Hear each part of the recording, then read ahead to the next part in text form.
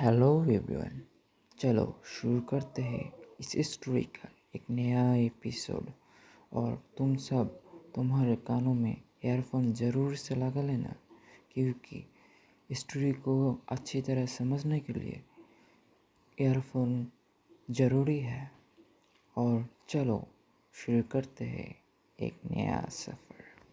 अनामिका ने हेल्पलेसली अपना सर हिला दिया। वह जानती थी कि देवांश जैसे इंसान का वह कुछ नहीं कर सकती। ठीक उसी वक्त अनामिका का फोन कुछ बार वाइब्रेट हुआ। उसने फोन निकाल कर देखा तो यह मदन की तरह से मैसेज था। बिना किसी हिचकिचाहट के उसने वह नंबर ब्लैक लिस्ट कर दिया।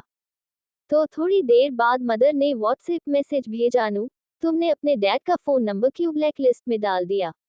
मुझे जल्दी से अनब्लॉक करो, मुझे तुम्हें कुछ बताना है। अनामिका के चेहरे पर मजाक उड़ाने वाली मुस्कुराहट आ गई। 2 दिन पहले ही उसने उसे गरीब समझकर दूर भेज दिया था, हर उससे रिश्ता खत्म करना चाहता था। अब वह उससे कह रहा है कि वह उसका डैड है। उसके जवाब को ना पाकर मदन मेहता ने और मैसेज किया, अनामिका, तुम जिस गाड़ी में आज रात बैठी, क्या वह तुम्हारी फैमिली की है? मैंने सुना कि उसकी कीमत 30 करोड़ रुपए है। तुम्हारे पेरेंट्स करते क्या है? वह इतनी फैंसी गाड़ी और ड्राइवर कैसे अफोर्ड कर सकते हैं? क्या आज तुम्हारे साथ सर्वेनेट ने कहा वह सच है? क्या तुम्हारे पेरेंट्स ने सचमुच हमारे लिए इतने सारे महंगे गिफ्ट भिजवाए थे? तुमने हमें बताया क्यों नहीं? कैसा रहेगा अगर तुम्हारे पास टाइम हो तो हम मिलकर बात कर सकते हैं। क्या तुम्हें युविका का नेकलेस पसंद था ना? डैड तुम्हारे वह लेकर आएंगे। और आखिर में मदन मेहता ने हाइपोक्रेटिकली ऐड कर दिया, ऐसा इसलिए क्योंकि डैड को तुम्हारी बहुत याद आ रही है और वह तुम्हें मिलना चाहते हैं। ये देखकर अनामिका चेहरे पर एक सार्कास्टिक स्माइल आ गई और उसने व्हाट्सएप अकाउंट पर ब्लॉक कर दिया और फोन दूर रखकर ऐसे नाटक किया जैसे कुछ हुआ ही नहीं। कोई तुम्हें परेशान कर रहा है? देवांश ने पूछा। क्या तुम चाहती हो कि मैं उनके साथ डील करूं? उसकी कोई जरूरत नहीं है। अनामिका वैसे भी मेहता परिवार को सीरियसली नहीं लेती थी। अगर तुम्हें किसी चीज की जरूरत हो तो तुम मुझसे कह सकती हो। देवांश ने उसकी तरफ देखा और बोला, वह सारी चीजें जिसे तुम दिल नहीं करना चाहती या फिर तुम्हारा मन नहीं है, वह तुम मुझ पर छोड़ सकती हो। क्या तुम्हारे पास बहुत फ्री टाइम है? मैं कितना भी बिजी क्यों ना हूं, मैं इन चीजों के लिए तो टाइम निकल लूंगा। देवांश की आवाज से लग रहा था जैसे वह उसे बिगाड़ रहा हो। तुम अभी छोटी हो, तुम्हें इन सब चीजों से अपने आप डील करने की जरूरत नहीं है। मैं सब संभाल लूंगा। इतना कहकर उसने उसका सर थपथपाया और कहा, याद रखना। अनामिका हेल्पलेसली बोली, मैं याद रखूंगी। क्या याद रखूंगी? याद रखूंगी कि कुछ भी होने पर मैं तुम्हें बता दूं।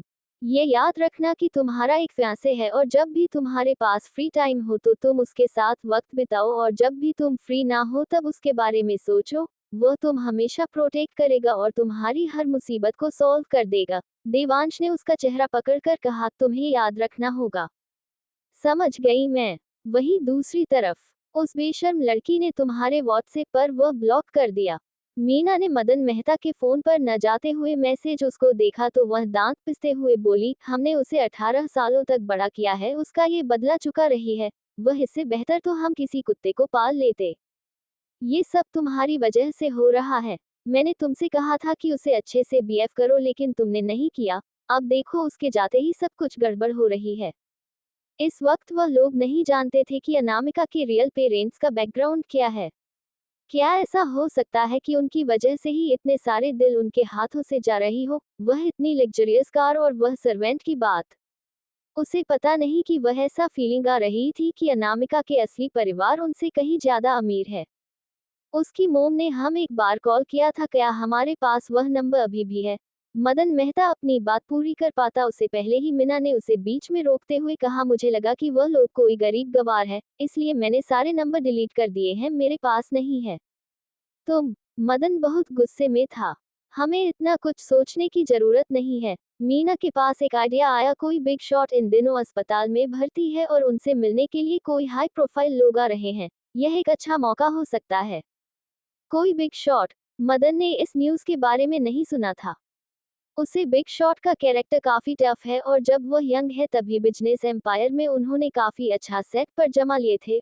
उनके पोते ने आगे कंपनी को संभाला है और बिजनेस को और भी एक्सपेंड किया है। वह काफी यंग है और ऑलरेडी दुनिया का सबसे अमीर इंसान है। तुम्हारा मतलब है देवांश सिंघानिया? देवांश इस दुनिया का सबसे अमीर इंसान है, ये बात कोई सीक्रेट नहीं थी, मगर वह कभी पब्लिक के सामने या फिर मीडिया के सामने नहीं आता था, जिसके कारण ज्यादातर लोग उसका चेहरा नहीं जानते थे। जिस बिग शॉट के बारे में तुम बात कर रही हो वह देवेंद्र सिंघानिया है। क्या वह अस्पताल में है? वह इतनी बड़ी न्यूज़ कैसे मिस कर सकता है? आजकल ये बात सीक्रेट कहाँ रह गई है? मीना ने अच्छे से एक्सप्लेन करते हुए कहा, देवेंद्र सिंघानिया कई दिनों से वीक है और कई बार उनकी जान खतरे में आ चुकी है। लकीली एक हाई स्कूल स्टूडेंट वहां से गुजर रही थी और उन्होंने उनके ऊपर सर्जरी करके उन्हें बचा लिया। ये न्यूज़ बाहर आ गई थी, इसलिए कई लोगों को पता चल गया था कि देवेंद्र सिंघानिया इस वक्त सिटी हॉस्पिटल में है। एक हाई स्कूल स्टूडेंट इतनी अच्छी। मदन ने अपने आप से ही सोचा कि अगर कोई देवेंद्र सिंघानिया को बचा सकता है तो उसका फ्यूचर बहुत ही अच्छा हो जाएगा। एक हाई स्कूल स्टूडेंट जिसकी उम्र लगभग 17 या 18 साल होगी, उसमें इतनी हिम्मत थी कि वह देवेंद्र सिंघानिया की सर्जरी करे और सर्जरी सक्सेसफुल भी हो जाए। एक तरफ वह हाई स्कूल स्टूडेंट है और दूसरी तरफ अनामिका, जिसे वह लोग 18 सालों से बड़ा कर रहे हैं थे। ना सिर्फ उसने कुछ ना अजीब किया बल्कि उनके लिए प्रॉब्लम भी क्रिएट करती रही है। शायद देवेंद्र सिंघानिया डिस्चार्ज होने वाले हैं, हमें इसी मौके का फायदा उठाकर अपने लिए कुछ फायदा उठा लेना चाहिए, मीना बोली। लेकिन क्या देवेंद्र सिंघानिया हमसे मिलेंगे? मदन मेहता को इसी बात की चिंता थी। हम एक बार ट्राई करके तो देख ही सकते हैं और हमने ट्राई नहीं किया तो मैं कैसे पता चलेगा? मीना ने सोचा कि अगर देवेंद्र सिंघानिया उनकी मदद करने के लिए मान जाए तो परमार परिवार उनके सामने हाई प्रेसेंस रखने की हिम्मत नहीं करेगा। तो फिर तुम किसका इंतजार कर रही हो? जल्दी से कुछ गिफ्ट तैयार कर लो और अच्छे से तैयार हो जो खुद भी हम कल चलेंगे। मदन मेहता ने अपना कॉन्फिडेंस वापस पा लिया और उसके पास जो भी सबसे महंगी चीज थी उसमें जल्दी से उसे इकट्ठा करना शुरू कर दिया। अनामिका पूरे दिन कंपनी में काम कर रही थी। जैसे वह बिल्डिंग से बाहर आई उसे एक मैसेज आया, फ्रेंड रिक्वेस्ट की, अनु तुम्हारे दादाजी। अनामिका हैरान हो गई। क्या देवेंद्र दादाजी ने उसे फेसबुक पर ऐड किया है? उसने अभी तक मेरी फ्रेंड रिक्वेस्ट एक्सेप्ट नहीं की। हॉस्पिटल रूम में देवेंद्र जी लगातार अपने फोन की तरफ चेक किया जा रहे थे और उन्होंने कैलाश से पूछा, क्या तुमने नहीं कहा था कि लड़कियों को अगर सेंटेंस के एड में मॉडल पार्टिकल्स ऐड कर दिए जाए तो पसंद आता है? क्या तुम्हें लगता है कि अनु को मैं बहुत ही पकायु बुरा लगता हूँ जिससे वह मेरी फ्रेंड रिक्वेस्ट एक्सेप्ट नहीं कर रही है? कैलाश जी ने अपनी हंसी बहुत मुश्किल से कंट्रोल की और बोले, मैंने सुना है कि मिस अनामिका काम पर जाती है, वह पक्का बिजी होंगी, इसलिए उन्होंने अभी तक आपका मैसेज नहीं देखा होगा। काम पर? किस तरह की जॉब करती है वह? क्या वह कोई लाइफ एक्सपीरियंस के लिए कर रही है या फिर पॉकेट मनी कम पड़ रही है उसे?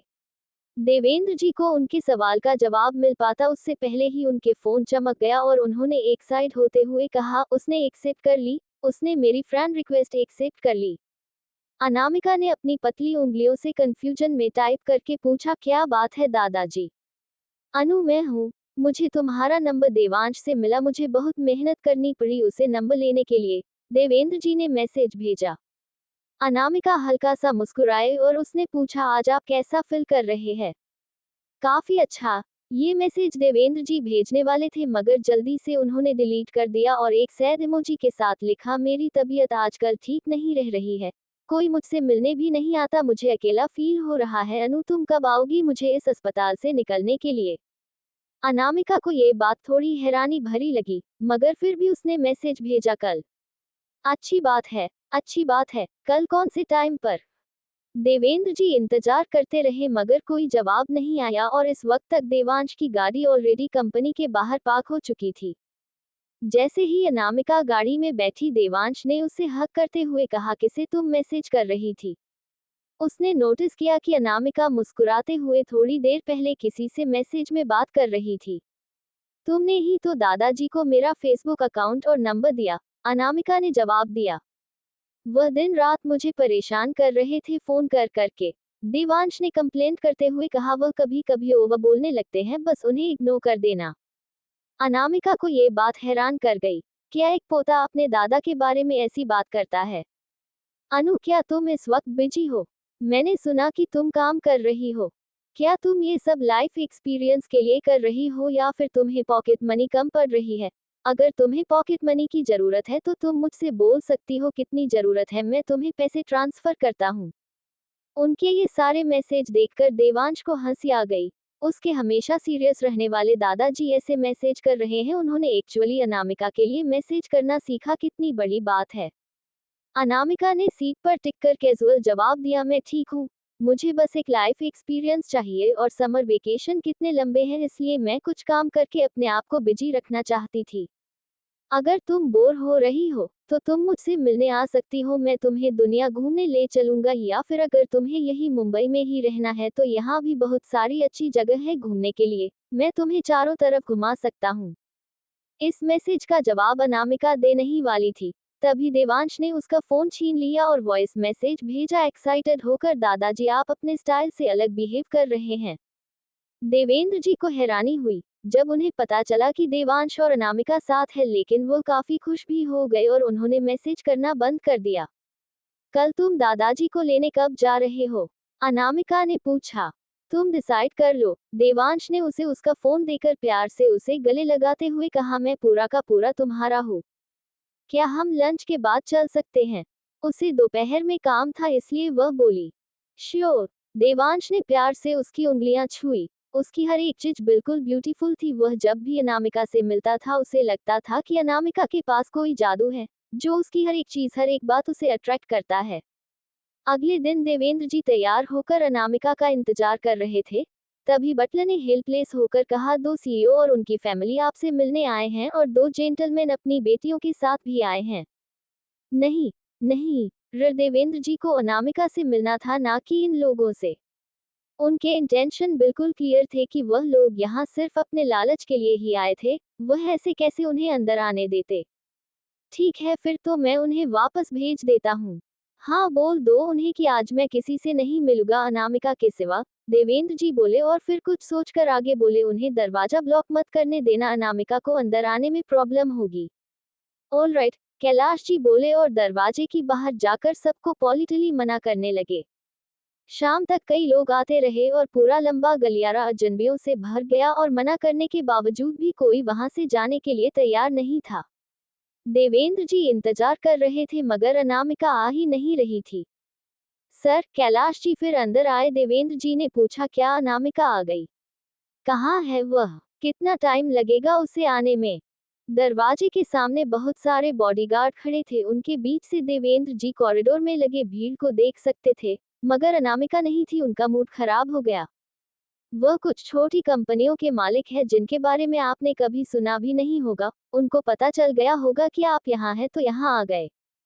मैंने ऑलरेडी कह दिया है कि मुझे उनसे नहीं मिलना। देवेंद्र जी चिढ़ गए थे। क्या देवांश ने बताया कि वह कब आने वाला है? 1 बजे बज गए थे मगर कोई नहीं आया अभी तक। यंग मास्टर मैडम के साथ लंच पर गए हैं, उसके बाद वह लोग आ जाएंगे। कैलाश जी ने देखा कि देवेंद्र जी ने अभी तक खाना नहीं खाया है तो वह बोले, सर क्यों ना आप पहले कुछ खा ले, यंग मास्टर और मैडम को आने में थोड़ा वक्त लगेगा। देवांश का बच्चा, वह मुझे यहाँ वेट करवा रहा है और अनामिका को लेकर लंच पर चला गया, मैं उसे छोड़ूंगा नहीं, शैतान कहीं का। वही बाहर मीना ने 6 इंच की हल पहनी हुई थी, जिससे उसे खड़े होने में भी दर्द होने लगा था, वह थकी हुई थी, भूखी थी, उसने इमोशनल लेस खड़े बॉडी से कहा, जेंटलमैन हम यहाँ 1 घंटे से इंतजार कर रहे हैं, लंच टाइम हो गया है, जो हमने सर के लिए खाना तैयार किया है वह ठंडा हो रहा है, क्या हम उन्हें मिल सकते हैं? उसकी यह बात सुनकर उसके बगल में खड़ी मिसेज परमार ने मजाक उड़ाते हुए कहा, क्या तुम्हें लगता है कि देवेंद्र सिंघानिया जी इस स्टैंडर्ड का खाना खाएंगे? इतना कहकर उन्होंने बॉडीगार्ड से कहा, जेंटलमैन क्या हम अंदर जा सकते हैं? आपने जरूर परमार परिवार के बारे में सुना होगा और हमारे खाने का बॉक्स देखिए, हम हाई क्लास रेस्टोरेंट से लेकर आए हैं। सचमुच उनके लाए हुए बॉक्स एक अच्छे रेस्टोरेंट के थे। ये देखकर मीना ने अपने पॉकेट से कुछ एनवेल्प निकाल कर बॉडीगार्ड को देते हुए कहा, यह आप लोगों के लिए है, हमको उम्मीद है कि आप हमें सर से मिलने देंगे। मीना ने मुस्कुराकर कहा, अगर हमें फ्यूचर में फायदा होगा तो हम आपको भूलेंगे नहीं। मीना की ट्रिक समझकर मिसेज परमार ने भी जल्दी से अपने बैग से 1 2 3 बैंक कार्ड निकाल कर देते हुए कहा, जेंटलमैन इन एनवेल्प में ज्यादा नहीं होगा, क्यों ना आप हमारे बैंक कार्ड ले ले। मिसेज परमार, क्या करने की कोशिश कर रही है आप? मिसेज मेहता, अगर आप मेरे साथ ऐसे ही बिहेव करेगी तो अच्छा नहीं होगा, क्योंकि बच्चों की शादी अभी भी हुई नहीं है। मिसेज परमार, उनकी शादी परिवार के बड़ों ने तय की थी कि अब आप पीछे हटाना चाहती है। अगर मेरे परिवार के बड़ों को पहले पता होता कि आपकी बेटी एक सफाई करने वाली औरत के साथ पहली बड़ी है, तो वह लोग पक्का इस शादी से पहले इनकार कर देते। आप ऐसी बात बोलकर भी कैसे सकती है? बोलते वक्त दोनों ही वह एनवेल्प और कार्ड बॉडीगार्ड के हाथों में देने की कोशिश कर रहे थे। लेकिन बॉडीगार्ड्स ने कोई एक्सप्रेशन नहीं दिखाए और उनके हाथ में जो कार्ड और एनवेल्प देने की कोशिश की जा रही थी वह नीचे जमीन पर गिर गए। मदन ने फिर उन्हें उठाया और एनवेल्प को बॉडीगार्ड की पॉकेट में डालते हुए कहा, जेंटलमैन, शर्माने की जरूरत नहीं है। एक बॉडीगार्ड ने मदन के हाथ में पड़े हुए गिफ्ट को नोटिस कर लिया और तो सोचा, क्या ये लोग उनके बिग बॉस को नीचा दिखाना चाहते हैं? उनकी हिम्मत कैसे हुई उनके लिए इतने के गिफ्ट लेकर आने की? उन बॉडीगार्ड ने अपनी पॉकेट से सारे एनवेल्प निकाल के जमीन पर गिर दिए। उन एनवेल्प में कुछ हजार रुपए होंगे, जबकि उनकी सैलरी लाखों में थी। वह लोग कैसे इस छोटी सी रकम के लिए अपने बॉस को धोखा दे दे? जब मीना ने देखा कि उसे उनके पैसे ठुकरा दिए गए हैं, तो उसने जल्दी से युविका का हाथ पकड़ते हुए कहा, युवी, तुम क्यों नहीं जाकर उनसे बात करती हो? आंटी, मुझे जाने दीजिए। समर्थ समझ गया कि मीना की इरादे क्या है, इसलिए युविका को प्रोटेक्ट करने के लिए बोला, वह यंग है, उसे नहीं पता क्या करना है। मैं हैंडल कर लेता हूँ। मैं तुम्हें परेशान नहीं कर सकती बेटा। मीना ने समर्थ की तरफ देखकर कहा, तुमने सुना नहीं तुम्हारी माँ ने अभी अभी क्या कहा?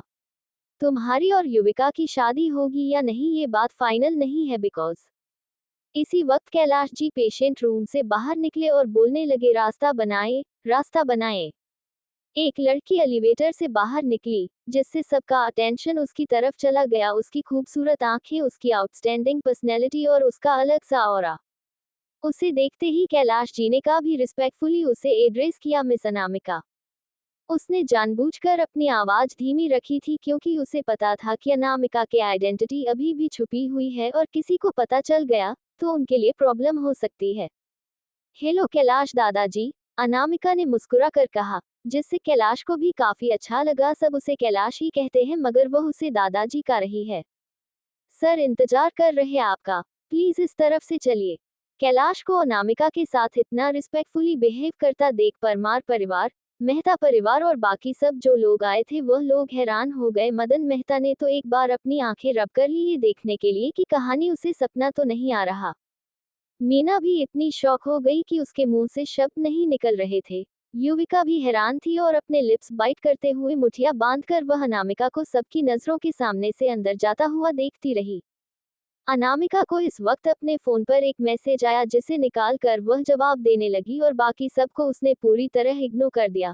भीड़ उसे जलन, नफरत भरी नजरों से देख रही थी और सोच रही थी कि वह कौन है जो उसे कैलाश भी इतना अच्छा ट्रीटमेंट दे रहा है।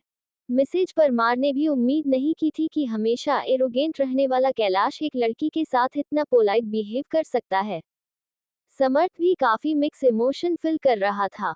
किस वजह से अनामिका को इतनी इज्जत मिल रही है? ना सिर्फ वह रूम में जा सकती है बल्कि कैलाश उसे पर्सनली रिसीव करने आया। अनामिका, मीना खुद को रोक नहीं पाए और पीछे से चिल्लाई। अनामिका ने आवाज सुनी और पीछे को नजरों से देखा, सिर्फ एक सेकंड के लिए, और फिर वापस कैलाश जी के साथ अंदर जाने लगी। जो लोग उनके रिलेशनशिप नहीं जानते थे वह लोग मेहता परिवार की तरफ देखने लगे कि वह लोग उस लड़की को कैसे जानते हैं। मेहता परिवार काफी सुपीरियर फील कर रहा था और यह भी सोच रहा था कि अनामिका अंदर कैसे गई। वह देवेंद्र सिंघानिया जिस इंसान को कैसे जानती है। दादाजी, रूम के अंदर आते ही अनामिका ने उन्हें पॉलिटली ग्रीट किया। अनामिका, तुम फाइनली आ गई, मैं तो तुम्हारा कब से वेट कर रहा था। देवेंद्र जी ने उसे बैठने के लिए कहा और कुछ भी सोचकर पूछा, क्या तुम अकेले आए हो? देवांश कहाँ है? उसे वापस कंपनी जाना पड़ा, उसका कुछ जरूरी काम था। शैतान कहीं का। देवेंद्र जी को बहुत गुस्सा आया। क्या उनका पोता अनामिका के साथ भी बाकी लड़कियों की तरह ही बिहेव करेगा? कुछ ही दिनों में उसने उसे अकेले छोड़ दिया। उसे इतनी ब्यूटीफुल और अच्छी वाइफ कहाँ मिलेगी? उन्हें लगा था कि उनकी शादी ऑलमोस्ट सेटल हो ही जाएगी और जल्दी ही कंफर्म भी हो जाएगी, मगर लगता है चीजें अभी भी पूरी तरह से सेटल नहीं हुई है। कैलाश, देवांश को कॉल लगाओ। देवेंद्र जी गुस्से में बोले, उसकी नजरों में काम के अलावा और किसी चीज की इम्पोर्टेंट है ही नहीं। इतनी ब्यूटीफुल फियांसे होने के बाद भी उसे दूसरी चीजों में ज्यादा मन लग रहा है। इनफैक्ट देवांश भी नहीं जाना चाहता था वापस, उसे काम करने का बिल्कुल नहीं मन था। लेकिन अगर वह काम खत्म नहीं करता है तो रात को उसके साथ डिनर नहीं कर पाता और अनामिका के साथ ज्यादा वक्त बिताने के लिए उसने अस्पताल न आने का फैसला किया। लेकिन देवेंद्र जी यह बात नहीं जानते थे। उन्हें लगा कि देवांश अनामिका को पसंद नहीं करता है और इसीलिए जानबूझकर अनामिका को अवॉइड कर रहा है। इट्स ओके, उसे काम करने दीजिए। देवांश के उसके आसपास ना रहने से अनामिका थोड़ी रिलैक्स थी, मगर देवेंद्र जी को लगा कि वह देवांश को डिफेंड कर रही है, वह बहुत अच्छी है। वह बोले, देवांश ने अपने बचपन में बहुत कुछ सहा है, इसलिए वह थोड़ा कोल्ड नेचर का और शांत है। मैं टाइम निकाल कर जरूर तुम्हें उसके बचपन के बारे में बताऊंगा। अनामिका को देवांश का पेस्ट नहीं जाना था, मगर उनकी बात सुनकर उसने सिर्फ अच्छे बच्चे की तरह हाँ में सलाह दिया। वहीं वार्ड के बाहर युविका ने देखा कि अनामिका के अंदर जाने के बाद से ही समर्थ का ध्यान लगातार दरवाजे की तरफ ही था। उसे यह बात माननी होगी कि अनामिका आज बहुत सुंदर दिख रही थी। भले ही उसने सिंपल सी ड्रेस पहनी हुई थी और उसके बाल एक पोनीटेल में बंधे हुए थे, लेकिन उसके आउटस्टैंडिंग फीचर्स और ठंडोरा काफी आई कैचिंग थे। जब उसने देखा कि सबका ध्यान अनामिका पर फिर से जा रहा है तो उसने अपना उनका ध्यान उसे हटाने के लिए अपने लिप्स बाइट करते हुए धीरे से कहा, मेरी दीदी की प्राइवेट लाइफ सचमुच कॉम्प्लिकेटेड है। क्या कहा तुमने? मीना को लगा कि इसके अंदर एक स्टोरी है, इसलिए उसने जल्दी से पूछा। न सिर्फ मीना बल्कि मदन और परमार परिवार भी उसकी बातों से अट्रैक्ट हो गया और सब उसकी तरफ देखने लगे। युविका धीरे से बोली, समर्थ और मैंने अनामिका को कुछ दिनों पहले एक ओल्ड आदमी के साथ होटल में जाते हुए देखा था। वह इंसान बहुत ही ओल्ड थे और बहुत मुश्किल से चल फिर पा रहे थे और उसे इंसान को होटल में ले जाने के बाद अनामिका एक लग्जरियस कार में बैठी दूसरे आदमी के साथ, और अब जब अनामिका को इसी तरह बोर्ड में जाने दिया जा रहा है, क्या इसका मतलब यह है कि उसका देवेंद्र सिंघानिया जी के साथ भी कोई गलत रिश्ता है, या फिर वह किसी रिच इंसान के साथ है जो देवेंद्र जी से उसकी मिस्ट्रेस के तौर पर मिलने आई है? किसी भी तरीके से यह बहुत ही शर्म की बात है। वह बहुत सुंदर है, मगर उसने मुंबई में रहने के लिए बहुत गलत काम किया। इतना कहने के बाद युविका ने नकली दुख दिखाते हुए गहरी सांस छोड़ी और अपने चेहरे पर उदासी वाले एक्सप्रेशन ले आई। ये सब सुनकर मीना नहीं हैरानी से कहा, क्या उसकी पर्सनल लाइफ इतनी कॉम्प्लिकेटेड है? वह सचमुच क्या एक मिस्ट्रेस के तौर पर देवेंद्र जी से मिलने आई है? अनामिका की रियल फैमिली तो मुझे काफी अमीर लगी। मुझे डाउट है कि वह ऐसा कुछ कर सकती है। समर्थ की यह बात सुनकर युविका ने कहा, समर्थ तुम अनामिका को डिफेंड कर रहे हो। अगर उसकी रियल फैमिली सचमुच अमीर होती तो वह बूढ़े आदमी के साथ होटल में क्यों जाती? तुमने भी अपनी आंखों से देखा था कि वह कैसे एकदम नजदीक होकर उसे ओल्ड इंसान के साथ चल रही थी, बिल्कुल लव की तरह। ये सुनकर समर्थ को भी उस दिन अनामिका का उसे ओल्ड इंसान का हाथ पकड़ना याद आ गया और वह काफी इरिटेटेड फील करने लगा। इस मौके का फायदा उठाते हुए युविका बोली, अगर अनामिका की रियल फैमिली इतनी अमीर होती तो हमें तो जरूर पता होता ना कि वह कौन से अमीर परिवार से है। मगर ऐसा कुछ नहीं है, हो सकता है कि वह महंगी लग्जरियस गाड़ी किसी ओल्ड इंसान की ही हो जो अनामिका के साथ हो और वह सर्वेंट झूठ बोल रहा हो। अगर उसके परिवार सच में अमीर भी होता है तो वह क्यों इतने दिनों तक अस्पताल में दादी का होश में आने का इंतजार करती? वह हमेशा यहाँ आती रहती है। युविका की यह बातें सबको धीरे धीरे सच लगने लगी। युविका की बात से सबका ध्यान इस तरफ चला गया और सबको लगने लगा कि वह सच ही कह रही है। मीना ने अपने आप से सोचा, पक्का वह लक्ष्मी जी के होश में आने का इंतजार कर रही होगी ताकि वह मेहता परिवार में रह पाए। अगर ऐसी बात है तो अनामिका की फैमिली सचमुच रिच नहीं है। तभी बॉडीगार्ड्स को अंदर से ऑर्डर आया तो वह लोग आदमियों को वहां से भगाने लगे। सर ने कहा है कि वह किसी से आज किसी से नहीं मिलना चाहते, तो प्लीज चले जाए, यहाँ पर आसपास खड़े मत रहिए, आप लोग भीड़ क्रिएट कर रहे हैं। मगर वह लड़की अभी गई है। युविका ने जेटली मुस्कुराकर कहा, सर क्या आप हमें बताएंगे कि उस लड़की और देवेंद्र जी के बीच में क्या रिश्ता है? बॉडीगार्ड ने उसे जब मासूमियत का नाटक करते हुए देखा तो उसे बहुत डिस्कसिंग फील हुआ। वह लोग काफी सालों से सिंघानिया परिवार में काम कर रहे थे, इसलिए उन्होंने कई दो चेहरे वाले लोगों को देखा था। बॉडीगार्ड से कोई जवाब न आने पर युविका ऑकवर्ड फील करने लगी। इतने सारे लोगों से देख रहे थे तो इसलिए उसके पास कोई और रास्ता न होने पर वह बोली, सर वह लड़की मेरी बहन है। वेल, अगर वह आपकी बहन है तो आप उनसे खुद पूछ लीजिएगा, बॉडीगार्ड ने जवाब दिया। मीना ने युविका को पीछे खींच लिया, मगर मिसेज परमार को ये बात की यह हरकत बिल्कुल पसंद नहीं आई थी। कई लोग चले गए मगर कई लोग अभी भी वही थे। देवेंद्र जी के बाहर आने का इंतजार कर रहे थे।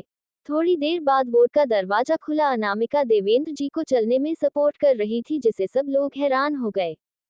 देवेंद्र जी बहुत खुश होकर मुस्कुराते हुए अनामिका से बात कर रहे थे और वह बस हाँ और मैं सर हिला रही थी। वह लोग एक बिल्कुल खुशहाल परिवार की तरह लग रहे थे।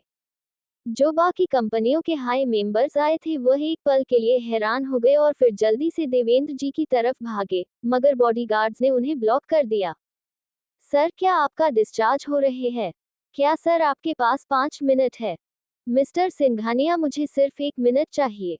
मिस्टर सिंघानिया, देवेंद्र जी ने अपने पीछे सारे आदमियों को इग्नोर कर दिया और बातें करते हुए और हंसते हुए अनामिका के साथ एलिवेटर में चले गए। कैलाश जी भी बाकी हाउसकीपर के साथ सामान लेकर उनके साथ चले गए। अनामिका और मिस्टर सिंघानिया के बीच का रिलेशनशिप और कॉम्प्लिकेटेड लग रहा है। युविका, जो जलन के मारे पागल हो रही थी, वह मुंह बनाते हुए बोली, वह लोग इतने टाइम से अंदर थे, क्या पता वह लोग क्या कर रहे हो। मुझे तो उनका रिश्ता कुछ ठीक नहीं लग रहा है। युविका, मीना ने उसे चुप होने का इशारा किया। देवेंद्र जी के बॉडीगार्ड अभी भी यही थे। अगर उन्होंने यह बात सुन ली तो उनका पूरा परिवार प्रॉब्लम में आ सकता है। युविका घूरती हुई आंखों के साथ बॉडीगार्ड्स को देखती रही। कितना अच्छा होता कि वह देवेंद्र जी के साथ होती। 15 मिनट बाद उनकी गाड़ी एक बहुत ही खूबसूरत विला के सामने जाकर रुकी। वह देवेंद्र जी का घर था, जो कम से कम 1000 स्क्वायर मीटर में बना हुआ था। वह विला पूरी तरह से यूरोपीय शैली से डिजाइन किया हुआ था और पूरी तरह से व्हाइट पेट में वह एक कैसल की तरह लग रहा था। अनु, हम घर आ गए हैं। देवेंद्र जी ने खुश होकर कहा, चलो यही यार्ड में बैठते हैं, मैंने काफी तैयार करवाए हैं और स्नैक्स भी, जो तुम चाहो मैं तुरंत बनवा दूंगा। उसकी कोई जरूरत नहीं है दादाजी, अनामिका ने मुस्कुराकर प्यार से मना करते हुए कहा, मुझे और भी काम है, मैं आपके साथ अंदर नहीं आ पाऊंगी। ये सुनते ही देवेंद्र जी की एक्साइटमेंट गायब हो गई और वह बोले, तुम जा रही हो? मिस अनामिका ऑलरेडी दरवाजे तक आ गई है, आज क्यों ना आप छुट्टी ले ले। कैलाश जी को भी अनामिका काफी पसंद थी, इसलिए उसे यहाँ रहने के लिए वह मानने लगे। अंदर आ जाए, थोड़ा आराम कर लीजिए, कुछ खा लीजिए, उसके बाद जाएगा। मुझे ऑफिस में बहुत जरूरी काम है, अनामिका ने जेटली जवाब दिया, शायद अगली बार आ जाऊंगी। तुम्हारा काम कब खत्म होगा? मैं देवांश को बोलूंगा तुम्हें पिक करने के लिए। देवेंद्र जी उसे जाने तो नहीं देना चाहते थे, मगर उसका काम भी नहीं रोकना चाहते थे। तो आज रात आ जाओ घर पर, देवांश के साथ हम लोग डिनर करेंगे। हाँ सर, अभी तक पूरी तरह ठीक नहीं हुए हैं, उन्हें जरूरत पड़ेगी आपके चेक करने की, कैलाश जी ने कहा और मीनिंगफुल देवेंद्र जी की तरफ देखा। आह, मेरा दिल। देवेंद्र जी ने तुरंत अपनी एक्टिंग शुरू कर दी। अनु, मुझे बहुत अनकंफर्टेबल फील हो रहा है, क्या तुम मुझे फिर आज रात को आकर चेक कर सकती हो? मुझे यहाँ दर्द हो रहा है। अनामिका ने उनकी ओवर एक्टिंग देखी, लेकिन उन्हें एक्सपोज न करने का फैसला लेते हुए मुस्कुराकर बोली, ऑलराइट, फैंटास्टिक। वैसे तुम्हें खाने में क्या पसंद है? मैं तैयार करूँ ना होगा। ये बोलकर देवेंद्र जी को एहसास हुआ कि वह कुछ ज्यादा ही एक्साइटेड हो गए, तो वह नकली खांसी खांसते हुए कमजोर आवाज में बोले, ऐसा कोई चीज है जो तुम नहीं खा सकती? मैं कुछ भी खा सकती हूँ, अनामिका ने मुस्कुराकर कहा, ज्यादा मत बनाइएगा। ओके। देवेंद्र जी एक बच्चे की तरह खुश हो गए। मैं तुम्हें अभी ऑफिस भिजवा देता हूँ, तुम काम के बाद देवांश के साथ यहाँ आ जाना। ओके। अनामिका के जाने के बाद देवेंद्र जी ने तुरंत कैलाश से मुस्कुराकर पूछा, वैसे मेरी एक्टिंग कैसी थी? कैलाश जी ने हंसते हुए कहा, थोड़ी सी ज्यादा हो गई सर। सचमुच? देवेंद्र जी ने गाड़ी को जाते हुए देखा और बोले, अगली बार मैं एक्टिंग पर थोड़ा ज्यादा ध्यान दूंगा। वही घर के अंदर जाते हुए उन्होंने देवांश का नंबर डायल किया और सख्त आवाज में बोले, मुझे कोई फर्क नहीं पड़ता कि आज तुम्हें कितना अर्जेंट काम है या फिर क्या करना है। तुम्हें आज काम के बाद अनु को पिकअप करना है और हमारे घर पर डिनर के लिए आना है। ओके। देवेंद्र जी ने उम्मीद नहीं की थी कि देवांश इतनी जल्दी बिना किसी हिचकिचाहट के मान जाएगा। देवेंद्र जी कंफ्यूज हो गया, क्या देवांश इतनी जल्दी मान गया या फिर उन्होंने कुछ गलत सुना? मैं तुम्हें फोन कर रहा हूँ, अनु को बिल्कुल परेशान मत करना, वह अपना काम 6 बजे खत्म करेगी। दूसरी तरफ से देवांश की आवाज आई, तो हम आपके घर 7 बजे पहुंच जाएंगे। दूसरे शब्दों में कहा जाए तो वह 7 बजे तक खाना तैयार करने के लिए बोल रहा था। देवेंद्र जी फिर कंफ्यूज हो गए। वह अपना सर खुजा रहे थे, क्या उन्होंने सही सुना है या फिर उनके कान खराब हो गए हैं? और जहां तक बात रही डेजर्ट की, देवांश, जिसे लगता था कि वह अनामिका का टेस्ट बहुत अच्छे से जान गया है, बोला, वह चॉकलेट ज्यादा पसंद नहीं कर सकती, इसलिए शायद आप दूसरे फ्लावर्स में जैसे स्ट्रॉबेरी डेजर्ट बनाइएगा। फोन कट होने के बाद देवेंद्र जी अभी भी धर्म संकट में थे। उनका पोता बिल्कुल एक मिस्ट्री बॉक्स की तरह है जिसमें से क्या निकलेगा किसी को नहीं पता। कैलाश जी ने देवेंद्र जी के कंफ्यूजन को कुछ गलत समझ लिया और उन्होंने आगे आते हुए कहा, सर, मैंने नोटिस किया है कि यंग मास्टर और मिस अनामिका का रिश्ता कछुए की चाल से चल रहा है। क्या हमें तेजी से उसे आगे बढ़ाने के लिए कुछ करना चाहिए? क्या तुम्हारे पास कोई आइडिया है? देवेंद्र जी सुनने के लिए बिल्कुल तैयार थे। कैलाश जी ने अपनी स्कीम तुरंत उन्हें बताई और उनकी बात सुनकर देवेंद्र जी के चेहरे पर बड़ी से स्माइल देखकर उन्होंने हंसते हुए कहा, ऑलराइट, मैं ऑलरेडी रूम तैयार करवा देता हूँ। वहीं दूसरी तरफ अनामिका एलिवेटर से अपने ऑफिस के टॉप फ्लोर पर पहुंची तो उसे अपना असिस्टेंट ईश्वर ऑफिस डोर के कुछ दूरी पर इंतजार करता हुआ दिखाई दिया। मैम, उसे देखते ही ईश्वर तुरंत सामने आया और बोला, आप फाइनली आ गई। किशोर सर कब से आपका इंतजार कर रहे हैं और आपके बारे में पूछ रहे हैं। अनामिका ने एक आईब्रो उठाई, जैसे उसका मतलब है कि वह उसे नहीं जानती। वह यहाँ के आपके आने से पहले की हेड थे, जिन्हें हेडक्वार्टर से भेजा गया था। तो फिर मैंने उन्हें पुरानी मीटिंग में क्यों नहीं देखा? ईश्वर ने हिचकिचाते हुए कहा, वह कभी ज्यादा ऑफिस नहीं आते हैं, आउटसाइड मीटिंग करते हैं। एग्जैक्टली नहीं। अनामिका तुरंत सारी बात समझ गई और बोली, उन्हें बुलाए। यस। ईश्वर जाने ही वाला था तभी अनामिका ने उसे रोकते हुए पूछा, क्या उन्हें पर्सनल इनविटेशन की जरूरत पड़ेगी? अगर मैंने उन्हें सिर्फ कॉल किया या फिर मैसेज भेजा तो वह गुस्से में बहुत तमाशा करेंगे। रियली? चलो फिर देखते हैं कि वह तमाशा कैसे खड़ा करते हैं। थोड़ी ही देर बाद एक मिडिल एज इंसान जो लगभग 40-45 साल का होगा, वह आया। वह थोड़ा सा मोटा था और गोल चेहरा। वह ऑफिस के दरवाजे पर आया और बिना किसी हिचकिचाहट के ईश्वर को डांटना लगा, ओ तो लगता है कि अब नहीं बॉस आ गई है तो पुराने वाले की कोई इज्जत ही नहीं रही गई है तुम लोगों की नजरों में। सर, वह एक टेम्पररी सिचुएशन थी जब आप बॉस थे और हमें आपका पर्सनल काम करना पड़ता था। आई एम रियली सॉरी, मगर मैं अब आपको पर्सनली बुलाने नहीं जा सकता, ईश्वर ने जवाब दिया। ये जो नई है अभी अभी आसमान सेटअप की है, किसे पता कि वह कितने दिनों तक यहाँ रहने वाली है और तुम लोग अभी से ही उसके बल पर उछलने लगे हो। देखते हैं उसके जाने के बाद क्या होगा। ऑफ कोर्स नहीं सर, ईश्वर ने काफी रिस्पेक्टफुली कहा, आप अंदर जाए, मैम ऑलरेडी अंदर ही है। किशोर ने उसे ठंडी नजरों से देखा और फिर ऑफिस चेयर पर बैठी लड़की को काफी इंटरेस्ट से देखने लगा। वह काफी अट्रैक्टिव थी मगर उसके लुक से लग रहा था कि वह उसे नीचा देख रही है। मैंने अफवाहें सुनी है कि कोई नया हेड आया है, लेकिन मैं ये देखकर बहुत हैरान हुआ कि तुम कितनी यंग हो। किशोर तुरंत कुर्सी पर बैठते हुए कहा, जहां तक मुझे पता है तुम्हें हेडक्वार्टर से भेजा गया है, लेकिन मुझे तो याद नहीं आ रहा है कि मैं तुम्हें वहां काम करते हुए देखा था। जब मैं वहां था तो मिस्टर किशोर, हेडक्वार्टर में 4 से 5 हजार इंसान काम करते हैं, क्या आप उन सब से मिले हैं? एग्जैक्टली नहीं, मगर मैंने कभी तुम जैसे यंग और अट्रैक्टिव लड़की को इस पोजीशन पर पहले बैठे हुए नहीं देखा है। वैसे हेडक्वार्टर में से किसने तुम्हें भेजा है? तो क्या इस बात की रिपोर्ट मुझे तुम्हें देनी होगी? अनामिका ने हल्की मुस्कुराहट के साथ कहा, मैंने सुना है कि तुम अक्सर कंपनी नहीं आते। क्या मैं एक हेड होने के नाते तुमसे पूछ सकती हूँ इस बारे में?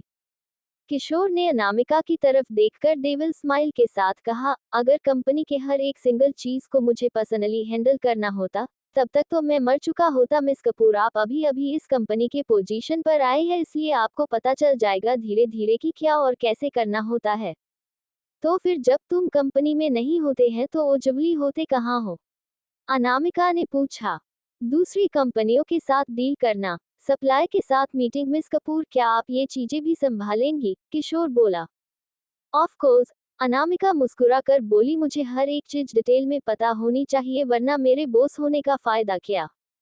किशोर ने हंसते हुए कहा, इसका मतलब आप मुझसे ये कहना चाहती हैं कि मुझे हर रोज ऑफिस आना होगा? न सिर्फ तुम्हें बल्कि सारे एम्प्लॉयज को उनके वर्किंग हॉर्स के दौरान यहाँ आना होगा, अनामिका मुस्कुराकर कहा। किशोर ने अपने सामने बैठी लड़की को देखा और तेजी से हंसने लगा। मिस कपूर, आप कंपनी की नहीं हेड है, इसलिए मैं आपकी बात जरूर सुनूंगा। अगर और कोई बात नहीं है तो अपने ऑफिस जाए, अनामिका बोली। डोंट वरी, अभी से मैं हर दिन कंपनी आऊंगा और अच्छे से हैंडल करूंगा, किशोर बोला। उसकी लास्ट वाली बात पर उसने कुछ ज्यादा ही जोर दिया था, जैसे वह उसके मतलब कुछ और हो। लेकिन अनामिका ने वह मतलब समझ ली और हंसते हुए बोली, दूसरों से ज्यादा आपको खुद का ख्याल रखने की जरूरत है। उसकी बात सुनकर किशोर खड़ा हुआ और जाने लगा। अनामिका ने उसे जाते हुए देखा तो बोली, हाँ, मैं एक बात आपको बताना भूल गई। किशोर तुरंत रुक गया। अनामिका क्लियरली बोली, सिर्फ मैं अपनी एम्प्लॉयज को ऑर्डर दे सकती हूँ, कोई और नहीं। ये सुनकर किशोर ने दरवाजे पर खड़े ईश्वर की तरफ देखा। क्या आपको समझ में आ गया मिस्टर किशोर? अनामिका ने पूछा। समझ गया मैं। इतना बोलकर किशोर गुस्से में बाहर चला गया। ईश्वर हैरानी से ऑफिस में बैठी अपनी नई बॉस को देख रहा था। क्या करूं वह? उसकी छोटी सी बॉस ने उसे प्रोटेक्ट किया। वहीं दूसरी तरफ देवेंद्र जी के घर पर देवेंद्र जी ने गार्डन में फूलों और पौधों को देखा और फिर गार्डनर के हाथ से टूल लेते हुए बोले, मैं खुद ट्रिमिंग कर दूंगा। सर बी केयरफुल, आप अभी तक ठीक नहीं हुए हैं। बटलर ने जल्दी से कहा, आपको कौन सा सेब चाहिए? आपको बस मुझे बता दीजिए। मुझे बस कुछ क्यूट दिखने वाले पौधे चाहिए, देवेंद्र जी बोले। क्यूट? बटलर को लगा कि उसने कुछ गलत सुन लिया है और बाकियों को दिखा। देवेंद्र जी खुद अपनी फेवरेट पौधों को ट्रिम करने लगे। थोड़ी देर बाद भी जब उन्हें कुछ परफेक्ट नहीं लगा तो फिर काम शुरू किया और उसके बाद उन्होंने कहा, अब कैसा दिख रहा है? सर, क्या आपने अभी अभी अपने फेवरेट प्लांट को एक रैबिट की शेप में ट्रिम कर दिया है? वह बटलर बोला। तब उसे रियलाइज हुआ, क्या यह उनकी छोटी मैडम के लिए है जो आज रात आने वाली है। देवेंद्र जी ने पैसे ट्रिमिंग शुरू की और आखिर में जो निकल कर आया उसे वह काफी खुश हुए। अनामिका को ये जगह पसंद है, इसलिए उन्होंने बाकी गार्डनर से कहकर बाकी प्लांट्स भी खेत शेप में बनवा दिए और पूरे विल को क्लीन और डेकोरेट करवा दिया। जैसे आज रात जो मेहमान है वह उनकी पोता बहू नहीं बल्कि कोई बहुत बड़ी सेलिब्रिटी हो। सर, मिस नताशा आई है। अचानक से एक मेड ने आकर कहा, क्या आप चाहते हैं कि मैं उन्हें अंदर ले आए? वह यहाँ क्यों आई है? कैलाश ने सोचा और देवेंद्र जी की तरफ देखा। देवेंद्र जी आराम करने वाले थे। उन्होंने सोफे पर बैठते हुए कहा, उसे अंदर आने दो और कुछ स्नैक्स भी ले आओ। नताशा मैथ्स के साथ साथ देवेंद्र जी के पास पहुंची और उसकी आंखों से आंसू बहने लगे। दादाजी, उन्हें देखते ही उसने रोते हुए कहा, मैं बहुत खुश हूं कि आप बिल्कुल ठीक है, मगर मुझे गिल्टी फील हो रहा है। रो क्यों रही हो तुम? देवेंद्र जी ने पूछा। पिछली बार मैंने गड़बड़ कर दी थी। मैं आपको ठीक होते हुए देखना चाहती थी, मगर मुझे रियलाइज ही नहीं हुआ कि जो दवाई मैंने आपको दी वह खराब थी। नताशा को बहुत शर्मा रही थी। आपको मेरी वजह से इतना कुछ नहीं सहना पड़ा, लेकिन अब मैं खुश हूं कि आप ठीक हो गए। देवेंद्र जी ने हंसते हुए कहा, जो बीत गया सो बीत गया, उसे बारे में बात नहीं करते हैं। एक्चुअली दवाई में कुछ गड़बड़ नहीं थी, बल्कि उनकी बॉडी कमजोर थी। ये बात देवेंद्र जी जानते थे, मगर वह ये सब नताशा को नहीं बताना चाहते थे। थोड़ी देर बाद सेफ ने देवेंद्र जी को एक मेनू दिया रिव्यू के लिए। अच्छा है, अच्छा है। देवेंद्र जी ने ऊपर से नीचे तक देखते हुए पूछा, क्या तुमने डेजर्ट में चॉकलेट पाउडर डाल रहा है? तो उसे अलग कर दो, अनामिका को पसंद नहीं, उसे स्ट्रॉबेरी फ्लेवर में बनाना। ये सुनकर नताशा ने सोचा, अनामिका, क्या वह यहाँ डिनर के लिए आ रही है? इम्पॉसिबल, और देवेंद्र जी को उसका टेस्ट इतने अच्छे से कैसे पता? कुछ फ्रूट्स भी तैयार कर लेना और उन्हें क्यूट शॉप में कट करना। देवेंद्र जी ने मेनू वापस करते हुए कहा, अभी के लिए इतना ही, जाओ और जाकर तैयार करो। नताशा ने एक नकली मुस्कुराहट के साथ पूछा, दादाजी, क्या आपके घर पर कोई स्पेशल गेस्ट आने वाले हैं? आज मैंने नोटिस किया कि कई सारे लोग घर के साथ सफाई कर रहे हैं। तुम्हारी बहन आने वाली है। मैंने उसे डिनर के लिए इनवाइट किया है। देवेंद्र जी ने खुश होकर कहा, मैंने तो ऐसी अनएक्सपेक्टेड चीज होती हुई कभी इमेजिन भी नहीं की थी। वह आखिर में दिव्यांश की फियांसे बन गई। नताशा, तुम्हारी और देवांश की किस्मत एक साथ नहीं थी, इसलिए तुम हमारे परिवार की बहू नहीं बन सकती। मेरे पास दीदी जितनी अच्छी किस्मत नहीं है। नताशा को बहुत गुस्सा आ रहा था। अनामिका, हमेशा अनामिका, सब कुछ अनामिका के आने के बाद उसी का होता जा रहा है। तुम बहुत अच्छी बच्ची हो, तुम्हें पक्का एक अच्छा फैमिली मिलेगी और तुम एक अच्छे लड़के से शादी कर पाओगी। लेट हो रहा है, मुझे दूसरी प्रिपरेशन करनी है। देवेंद्र जी बोले। उन्होंने टाइम देखा, अनामिका यहाँ पर आता ही होगी। उन्हें अनामिका के आने का बहुत इंतजार था। वह सबसे बोले, अनामिका पहली बार यहाँ आ रही है, उसके ऊपर बुरा इंप्रेशन नहीं पड़ना चाहिए। इतना कहकर वह जाने ही वाले थे तभी नताशा पीछे से बोली, दादाजी, कोई और काम है? देवेंद्र जी ने मुस्कुराकर उसे देखा। मैंने पियानो कंपटीशन में फर्स्ट प्राइज जीता है। मैं आपके लिए पियानो बजाना चाहती थी। नताशा उन्हें बताना चाहती थी कि वह अनामिका से ज्यादा टैलेंटेड है, लेकिन रविंद्र जी को कोई फर्क नहीं पड़ा। उन्होंने मुस्कुराकर कहा, क्या किसी और दिन हो सकता है ये सब? तो नताशा फिर बोली, क्या मैं अभी नहीं बजा सकती? अगर आप जल्दी में नहीं है तो आपको तो म्यूजिक की कितनी नॉलेज है, आप वह सुनकर मेरी परफॉर्मेंस में जो गलती हो उसे सुधारने में मदद कर सकते हैं ना। नताशा बोल तो गई मगर वह शोक में थी। क्या वह चाहते हैं कि अनामिका के आने से पहले वह यहाँ से चली जाए? क्या उन्हें लगता है क्या अनामिका उसे यहाँ देखकर खुश नहीं होगी? क्या वह सचमुच गांव की गवार को इतना लाइक करते हैं? लेकिन नताशा और कुछ बोल पाती उससे पहले ही देवेंद्र जी बोले, कैलाश थोड़ी देर नताशा के साथ ही रहो, मुझे वहां कुछ चेक करना है। ऑलराइट। कैलाश समझ गए कि देवेंद्र जी को यहाँ नहीं रहना है, इसलिए उन्होंने रिस्पेक्टफुली उन्हें जाने दिया। उनके एटीट्यूड काफी बदल गया था। नताशा भी नहीं जानती थी कि अनामिक के मिलने के बाद देवेंद्र जी का एटीट्यूड 180 डिग्री टर्न ले लेगा। देवेंद्र जी ने कैलाश को अपनी जगह पर नताशा के साथ छोड़ा था, जिसका साथ मतलब था कि वह उसे यहाँ आसपास नहीं रखना चाहते हैं। उसका गुस्सा सातवें आसमान पर था। अनामिका, वह घटिया गांव की गवार, वह कैसे देवेंद्र जी का दिल जीत सकती है? क्या है उसका सीक्रेट? उसने इतनी कम टाइम में उनका अप्रूवल कैसे ले लिया? अब जब दादाजी ने बिजी है तो मैं किसी और दिन आऊंगी। नताशा ने अपने लाए हुए गिफ्ट वही छोड़ते हुए कहा, प्लीज कैलाश आप ये दादाजी को दे दीजिएगा। डॉक्टर ने कहा है कि वह कोई और टॉनिक्स नहीं ले सकते, शायद ये चीजें वह इस्तेमाल नहीं कर पाएंगे। कैलाश जी ने रिस्पेक्टफुली जवाब दिया, मिस नताशा प्लीज इन्हें अपने साथ वापस लीजिए अपने घर। मिस नताशा का सामान उनकी गाड़ी में रख दो। कैलाश जी जानते थे कि वह यहाँ क्यों आई थी। वह अभी भी उनकी यंग मास्टर को पसंद करती है और वह परिवार की बहू बनना चाहती है, लेकिन उसकी बदकिस्मती यह है कि उनके यंग मास्टर को सिर्फ अनामिका ही पसंद है और उनके बॉस भी अनामिका को अपनी बहू के तौर पर एक्सेप्ट कर चुके हैं। वह फिर भी इस परिवार में शामिल होने के सपने देख रही है, वह सिर्फ सपना ही होगा। वहीं दूसरी तरफ अनामिका ने अपने काम खत्म किया और अपनी मॉम को कॉल किया, मॉम मेरे लिए खाना मत बनाइएगा और ना ही इंतजार कीजिएगा। वह क्यों नहीं आएगी यह बात वह एक्सप्लेन कर पाती है, उससे पहले ही सीता जी ने खुश होकर कहा, मैं जानती हूँ देवेंद्र अंकल ने मुझे कॉल किया था, वह आज डिस्चार्ज हो रहा है तो और चाहते हैं कि तुम ही के साथ डिनर करो। अनामिका हैरान हो गई कि दादाजी ने पर्सनली इतने छोटे से मामले के लिए उसकी मॉम को कॉल किया, मगर वह खुश थी। मैंने उनसे सुना कि तुमने एक बार उनकी जान बचाई थी। भले ही उन्होंने डिटेल नहीं बताए हो, मगर वह लगातार फोन कॉल पर 10 मिनट तुम्हारी तारीफें करते रहे थे। वह बहुत खुश थे अपनी होने वाली ग्रैंडडॉटर इन लॉ से, सीता जी आगे बोली। अनामिका हैरान हो गई कि दादाजी ने यह बात उसकी मॉम को भी बता दी, लेकिन खुशी की बात यह थी कि उन्होंने डिटेल्स नहीं बताई। अनु मॉम को तुमने बताया क्यों नहीं कि तुमने उनकी जान बचाई थी? तुम बहुत अमेजिंग हो, सीता जी बोली। सीता जी बहुत खुश थी, मगर हमेशा उन्हें लगता था कि मेहता परिवार उनकी बेटी ने बहुत कुछ सहा है। उनके पास 18 सालों तक इतनी वंडरफुल, ओबीडियंट और सेंसिबल बच्ची थी, लेकिन उन्होंने उसकी कदर नहीं की और उसे जल्द से जल्द घर से भगाने के लिए मिसिंग पर्सन वेबसाइट पर उसके फोटो डाल दी। अनबिलीवेबल। अच्छा टाइम बिताना सीता जी ने और कुछ बातें कही और फिर कॉल कट कर दिया। नताशा जो अभी अभी घर आई थी उसने भी यह सुना और शौक में पूछा, क्या मेरी दीदी ने दादाजी की जान बचाई?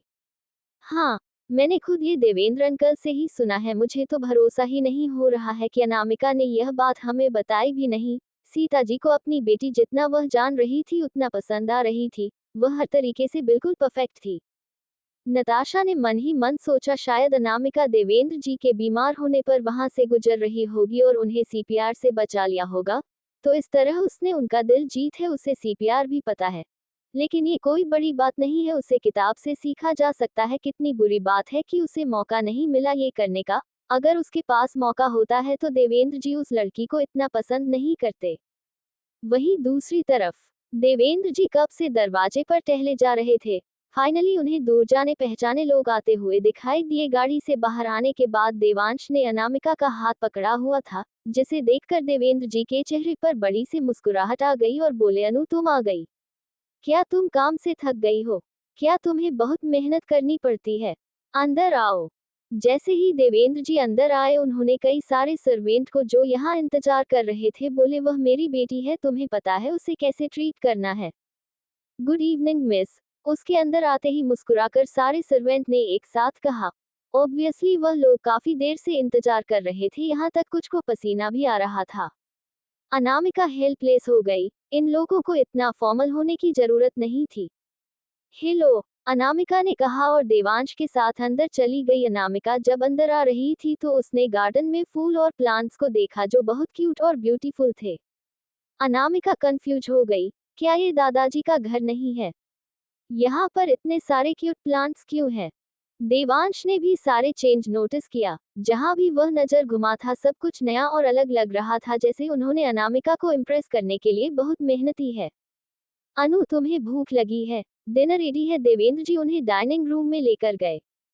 वहां खड़े 4 सेफर्स और बटलर ने उन्हें रिस्पेक्टफुली डिलीट किया।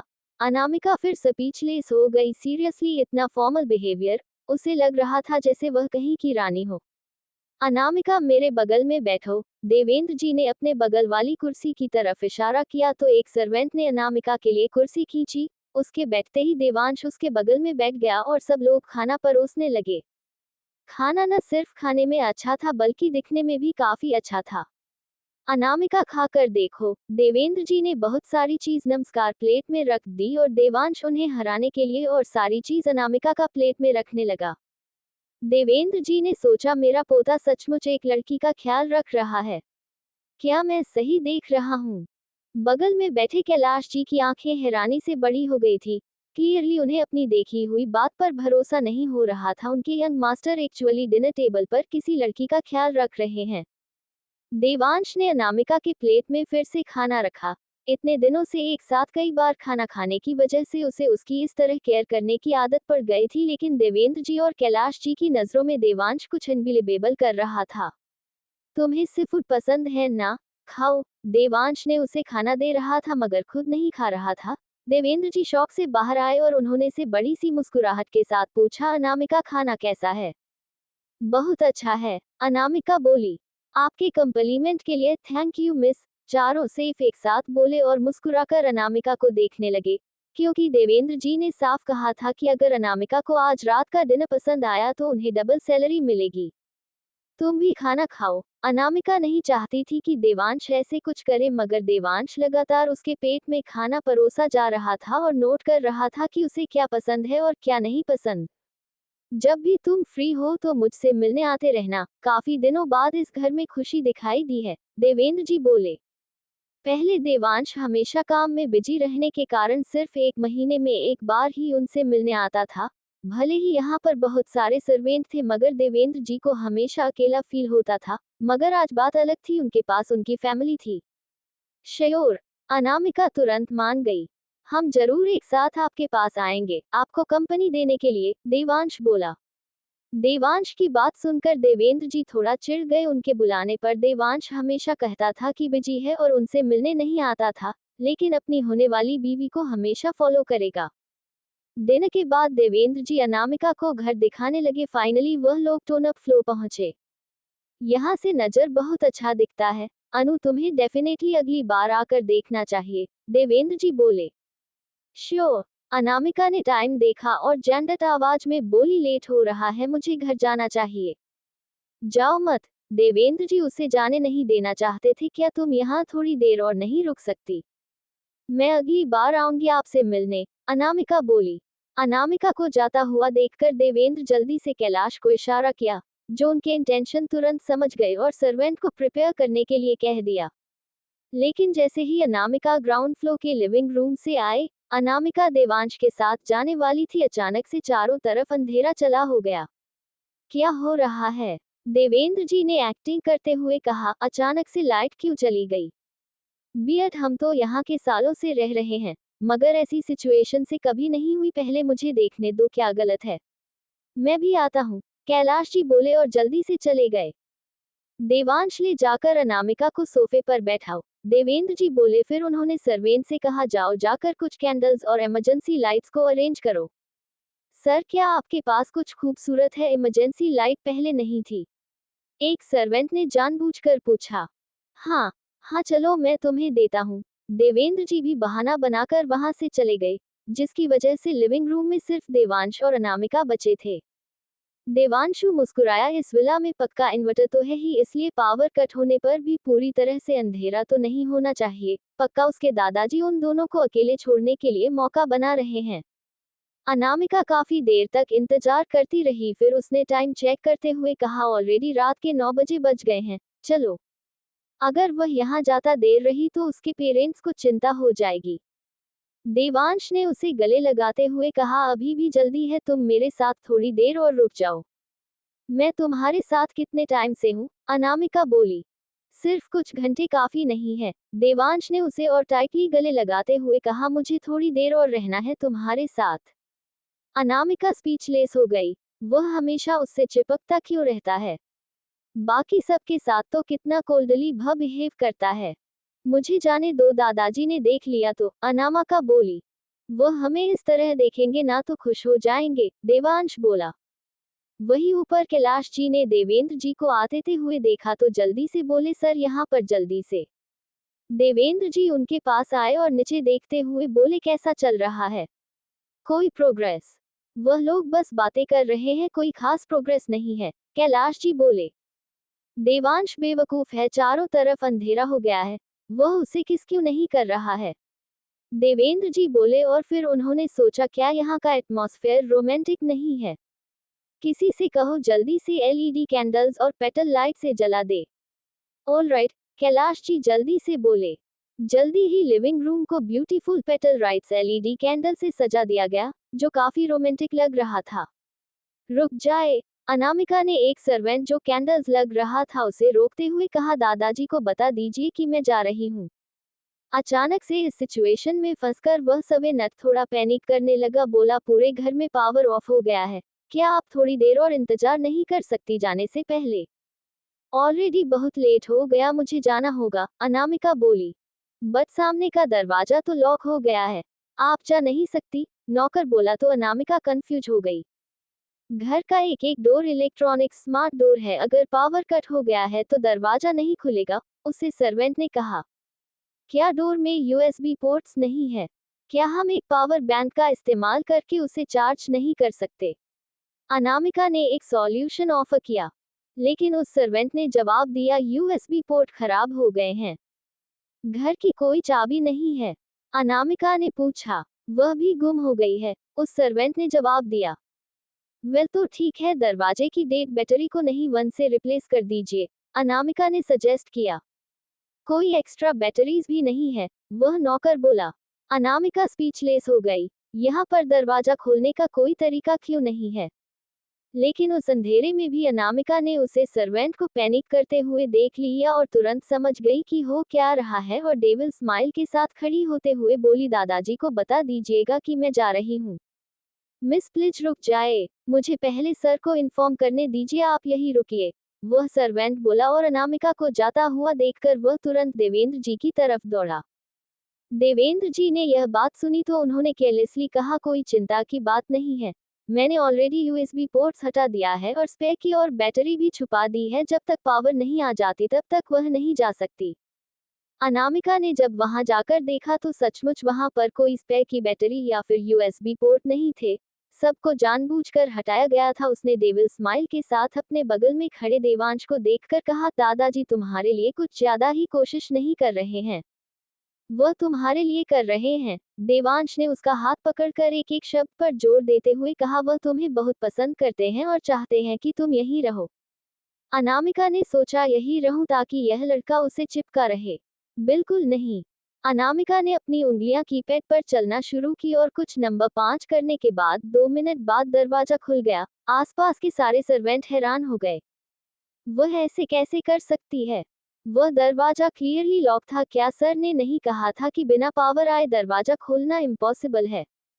देवांश ने उम्मीद नहीं की थी कि अनामिका उस डोर के सिस्टम को हैक कर लेगी, जिससे पासवर्ड यूजलेस हो जाएगा। ये लड़की कुछ अलग ही है। मैंने तो इसी तरह टाइप कर दिया और वह खुल गया। चलो। अनामिका सबसे पहले बाहर आए, लेकिन 2 कदम आगे चलते ही उसे दूर से आवाज सुनाई दी, मिस प्लीज रुक जाए, अचानक से सर को हार्ट अटैक आया है, प्लीज चेक कर लीजिए। एक नौकर चिल्लाया। अनामिका स्पीचलेस हो गई, लेकिन कहीं ये सच हुआ तो ये सोचकर वह जल्दी से वह सर्वनेट के साथ इमरजेंसी लाइट में देवेंद्र जी के रूम तक पहुंची। आह मेरा दिल! देवेंद्र जी बेड पर लाकर बीमार होने का नाटक कर रहे थे। दादाजी आपको कहाँ दर्द हो रहा है? अनामिका बोली और उन्होंने उनका पल्स चेक किया और वो तुरंत समझ गई। मिस सर कैसे हैं? क्या वह ठीक है? कैलाश जी ने पूछा। अनामिका ने स्माइल करके अपना हाथ पीछे खींचकर कहा, ये बिल्कुल ठीक है, शायद उन्होंने ज्यादा खाना खा लिया हो। देवेंद्र जी और कैलाश ने दोनों ने उम्मीद नहीं की थी कि अनामिका इतना जल्दी उनका झूठ पकड़ लेगी और वह दोनों हैरान हो गया। दादाजी आपको आराम करना चाहिए। अनामिका ने उनका नाटक उजागर नहीं किया और जेंटली बोली, मुझे सचमुच घर जाना है, अगर मुझे लेट हुआ तो मेरे पेरेंट्स को चिंता हो जाएगी। मिस प्लीज आप ही रुक जाए, अगर रात को कोई इमरजेंसी हो गई या फिर सर की तबीयत खराब हो गई तो हमें टाइम पर डॉक्टर नहीं मिलेगा। कैलाश जी अभी भी हार करने के लिए तैयार नहीं थे। हाँ, तुम थर्ड फ्लोर के रूम में रुक सकती हो, देवांश का रूम साइड कॉर्डिंग डोर में है, तुम दोनों का रूम अलग अलग रहेंगे, देवेंद्र जी बोले। और सबसे इम्पोर्टेंट बात, बहुत वक्त बाद घर में चंबल पहल दिखाई दी है। आप और यंग मास्टर हमेशा काम के साथ बिजी रहते हैं, हमें नहीं पता कि आप लोग अगली बार कब आएगी हमसे मिलने। कैलाश बोले, तुम इस परिवार की बहू है, तुम यहाँ रुक जाओगे तो किसी को कोई प्रॉब्लम नहीं होगी, अगर किसी को कोई प्रॉब्लम होगी तो तुम 18 साल की हो ही गई हो, हम मैरिज सर्टिफिकेट पर तुम दोनों की साइन करवा देते हैं, फिर तुम दोनों लीगली मैरिड हो जाओगे, देवेंद्र जी बोले। तो अनामिका स्पीचलेस हो गई। ऐसी चीज करने की कोई जरूरत नहीं है। श्रवण तो बहुत ही कूल है, उन्हें कोई फर्क नहीं पड़ता आपके यहाँ रुकने से, कैलाश जी ने कहा तो अनामिका कंफ्यूज हो गई। उसके डैड मान गए? ऐसे ही? बिल्कुल नहीं, ये तुम्हारे डैड का वॉइस मैसेज है। देवेंद्र जी ने अपना फोन खोला और उसे प्ले किया। अगर अनामिका आपके घर पर रहेगी तो हमें क्या प्रॉब्लम होगी, तो अब हमें उसके इंतजार करने की कोई जरूरत नहीं है, श्रवण जी की आवाज आई। आफ्टर ऑल उसका रिश्ता सिंघानिया परिवार में ही होना है, आज नहीं तो कल, और उसके अलावा देवेंद्र जी ने उनसे वादा किया है कि अनामिका एक ही रूम में देवांश साथ नहीं रहेगी, वह बस उसे यहाँ आज रात रखना चाहते हैं, और उसके अलावा यहाँ पर बहुत सारे सवेनट है इस घर में, इसलिए उनकी नजरों में से बचकर तो कुछ नहीं हो सकता। ये सब सुनने के बाद श्रवण जी कुछ नहीं बोल पाए और उन्होंने हाँ कर दिया। अनामिका ने उम्मीद नहीं की थी कि उसके डैड इतने कैजुअली मान जाएंगे। देवांश, अनामिका को साउथ साइड के थर्ड फ्लोर के रूम में ले जाओ, वह क्लीन है। देवेंद्र जी ने अपनी बात खत्म की और कैलाश से बोले, अनामिका का कपड़े तैयार कर दो और देखो कि पावर कब तक आएगी, थोड़ी देर हो गई है। तुरंत कैलाश जी ने जल्दी से अनामिका को एक लाइट दे दिया। मैं ले लेता हूँ। देवांश ने जल्दी से ले लिया और अनामिका को लेकर थर्ड फ्लोर के रूम में जाने लगा। भले ही घर में अंधेरा था, मगर वहां की हल्की रोशनी और देवांश के साथ होने से अनामिका को सेंस ऑफ सिक्योरिटी महसूस हो रही थी। क्या तुम्हें अंधेरे से डर लगता है? देवांश ने अनामिका की तरफ मुड़कर पूछा और अनामिका कोई जवाब दे पाती उससे पहले ही उसने अपने हाथ उसके कंधे पर रखते हुए कहा, अगर तुम्हें डर लगता है तो मेरे नजदीक रहो। अनामिका को तो भूतों से भी डर नहीं लगता था, अंधेरा तो दूर की बात है, ये सब चीज उसके सामने कुछ भी नहीं है जो उसने फेस की है। जल्दी ही वह लोग रूम में पहुंच गए, तब अनामिका को एहसास हुआ कि वह इमरजेंसी लाइट किसी काम के नहीं है।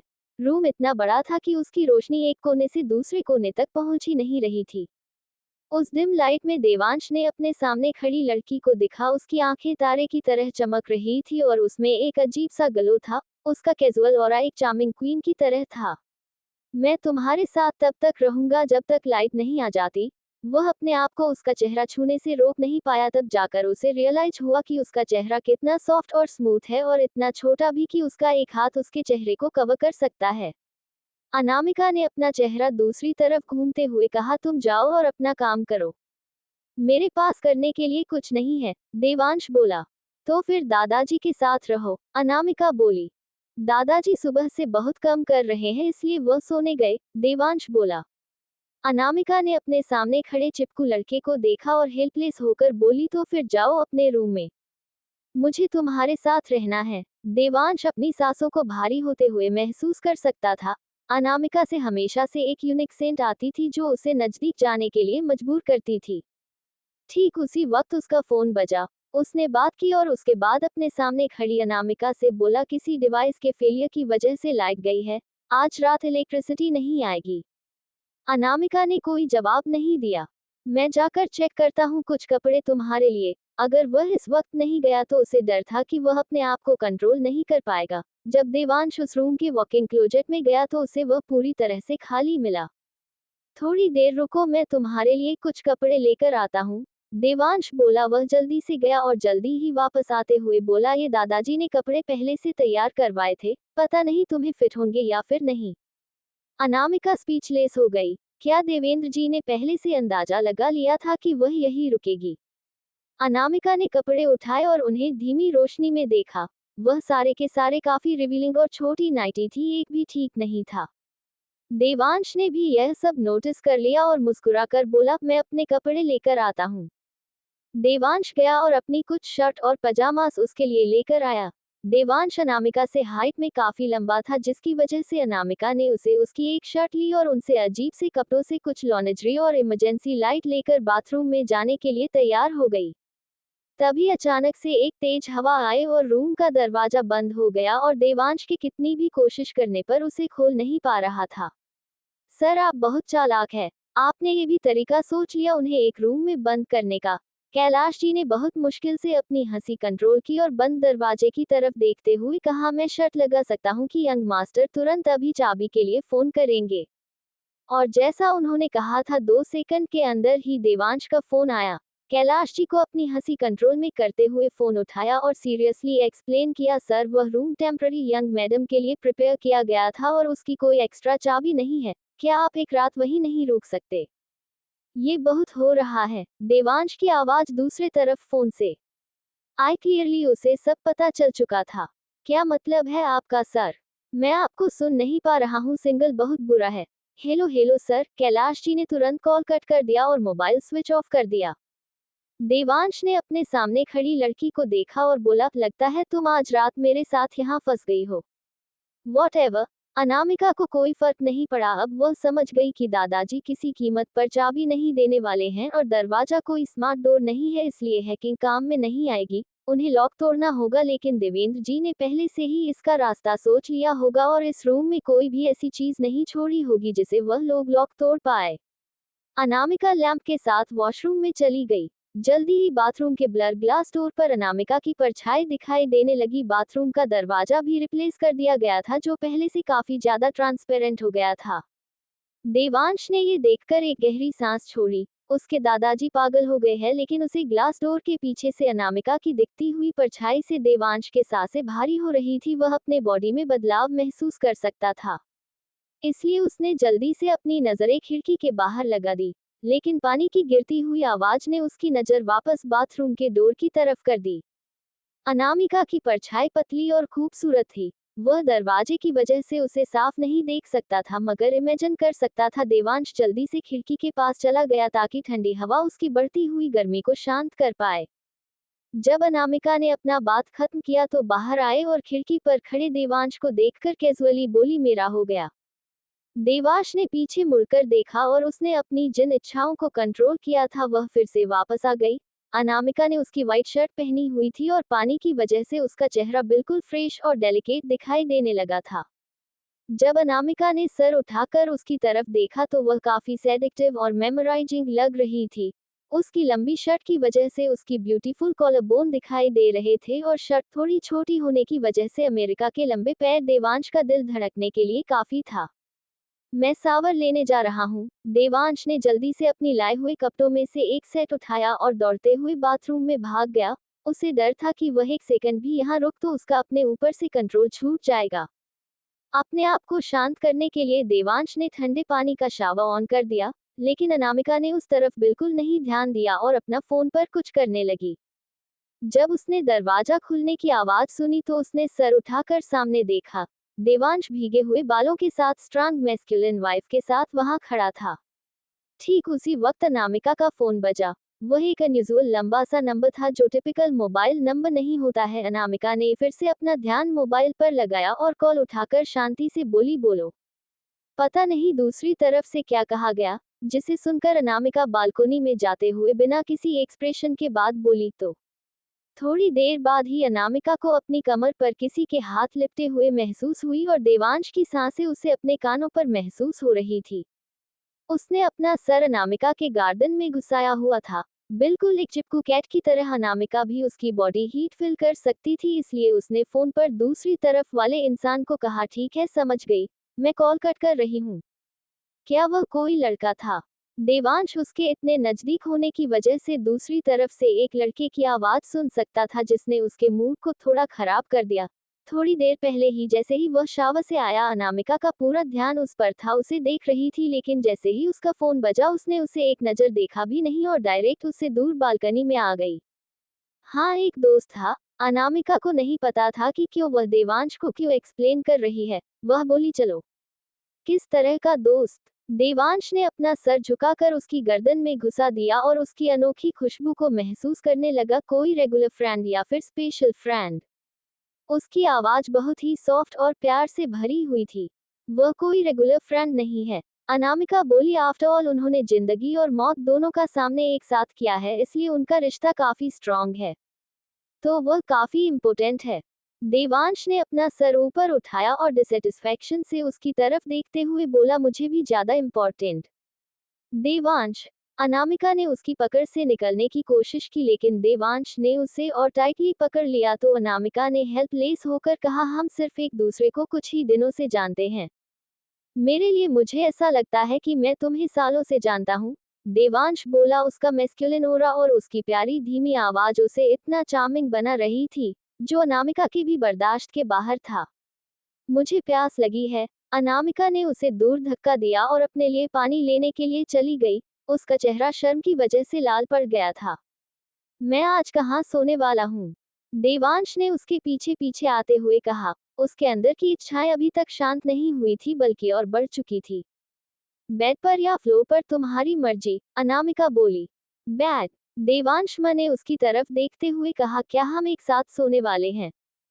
तुम्हारे सपनों में? अनामिका ने ग्लास नीचे रखा, तब जाकर उसने नोटिस किया है कि बेड पर एक पिलो और एक छोटा सा ब्लैंकेट है और रूम में कोई और काउच भी नहीं है। तब उसे देवांश की बातों का मतलब समझ में आया। मैं फ्लोर पर सो जाऊंगा। देवांश नीचे बैठ गया, वह सिर्फ एक ब्लैंकेट और पिलो भी उसके लिए छोड़ते हुए। वैसे भी मुझे नींद नहीं आ रही है, तुम सो जाओ। अनामिका ब्लैंकेट के अंदर लेट गई और उसकी धीमी सांसें देवांश को सुनाई देने लगी। उसके सोने के बाद देवांश बेड के साइड पर बैठ गया और प्यार से उसका सर सहलाते हुए कहा, गुड नाइट। पूरी और वह वही उसका हाथ पकड़े इस तरह बैठा रहा। अगली सुबह अनामिका के नींद बाथरूम से आती पानी की आवाज से खुली। सूरज की रोशनी खिड़की के पर्दों से छानकर अंदर आ रही थी और हल्का सा फ्रेश माहौल था। जल्दी ही बाथरूम से आती पानी की आवाज बंद हो गई और कोई बाहर आया। तुम उठ गई। वह बेड पर बैठी हुई थी, उसके सिल्की लंबे बाल उसके कंधे और पीठ पर बिखरे हुए थे। वह इस तरह आधी नींद में काफी प्यारी लग रही थी, जिसे देखकर देवांश प्यार से मुस्कुराया। तुम थोड़ी देर और क्यों नहीं सो जाती? देवांश इस वक्त एक वाइट बाथरोब में था और काफी जेटल दिख रहा था, और उसकी एक अलग से एलिगेंस और डिफरेंस ने उसे काफी कूल बना दिया था। उसे अपनी तरफ आता हुआ देखकर अनामिका बेड से उतरते हुए कैजुअल बोली, मेरे पास थोड़ा सा काम है। उसने अपने 2 कदम आगे बढ़ाए ही थे, तभी उसके पैरों के नीचे कुछ आ गया।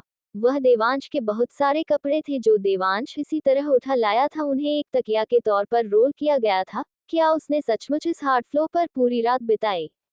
अनामिका को अजीब सी मोशन फील हो रहे थे। वह गिल्ट था या बेचैनी, पता नहीं। वही ब्रेकफास्ट टेबल में देवेंद्र जी ने उन दोनों को देखा और सोचा कि वह दोनों एक दूसरे के लिए बिल्कुल परफेक्ट है, और खुश होकर पूछा, तुम लोग और थोड़ी देर क्यों नहीं सोए? फ्लो काफी हार्ड था, मैं सो नहीं पाया, देवांश ने जवाब दिया, जिसे सुनकर देवेंद्र जी और कैलाश दोनों ही हैरान हो गए। उन्होंने सोचा कि कल रात एक बहुत बड़ा मौका है उन दोनों को नजदीक लाने का, मगर देवांश तो जमीन पर सोया था। तुम बेड पर क्यों नहीं सोए? देवेंद्र जी ने कंफ्यूज होकर पूछा। उसने मुझे बेड पर सोने दिया, अनामिका ने जवाब दिया और फिर पूछा, क्या दरवाजा सुबह सुबह अपने आप ही ठीक हो गया? देवेंद्र जी थोड़ा गिल्टी फील कर रहे थे और उन्होंने जवाब दिया, हाँ। इनफैक्ट उन्होंने सुबह के 4 बजे ही किसी से कहकर दरवाजा खुलवा दिया था। उन्हें नहीं पता था क्या अनामिका को इस बारे में पता चला है या नहीं।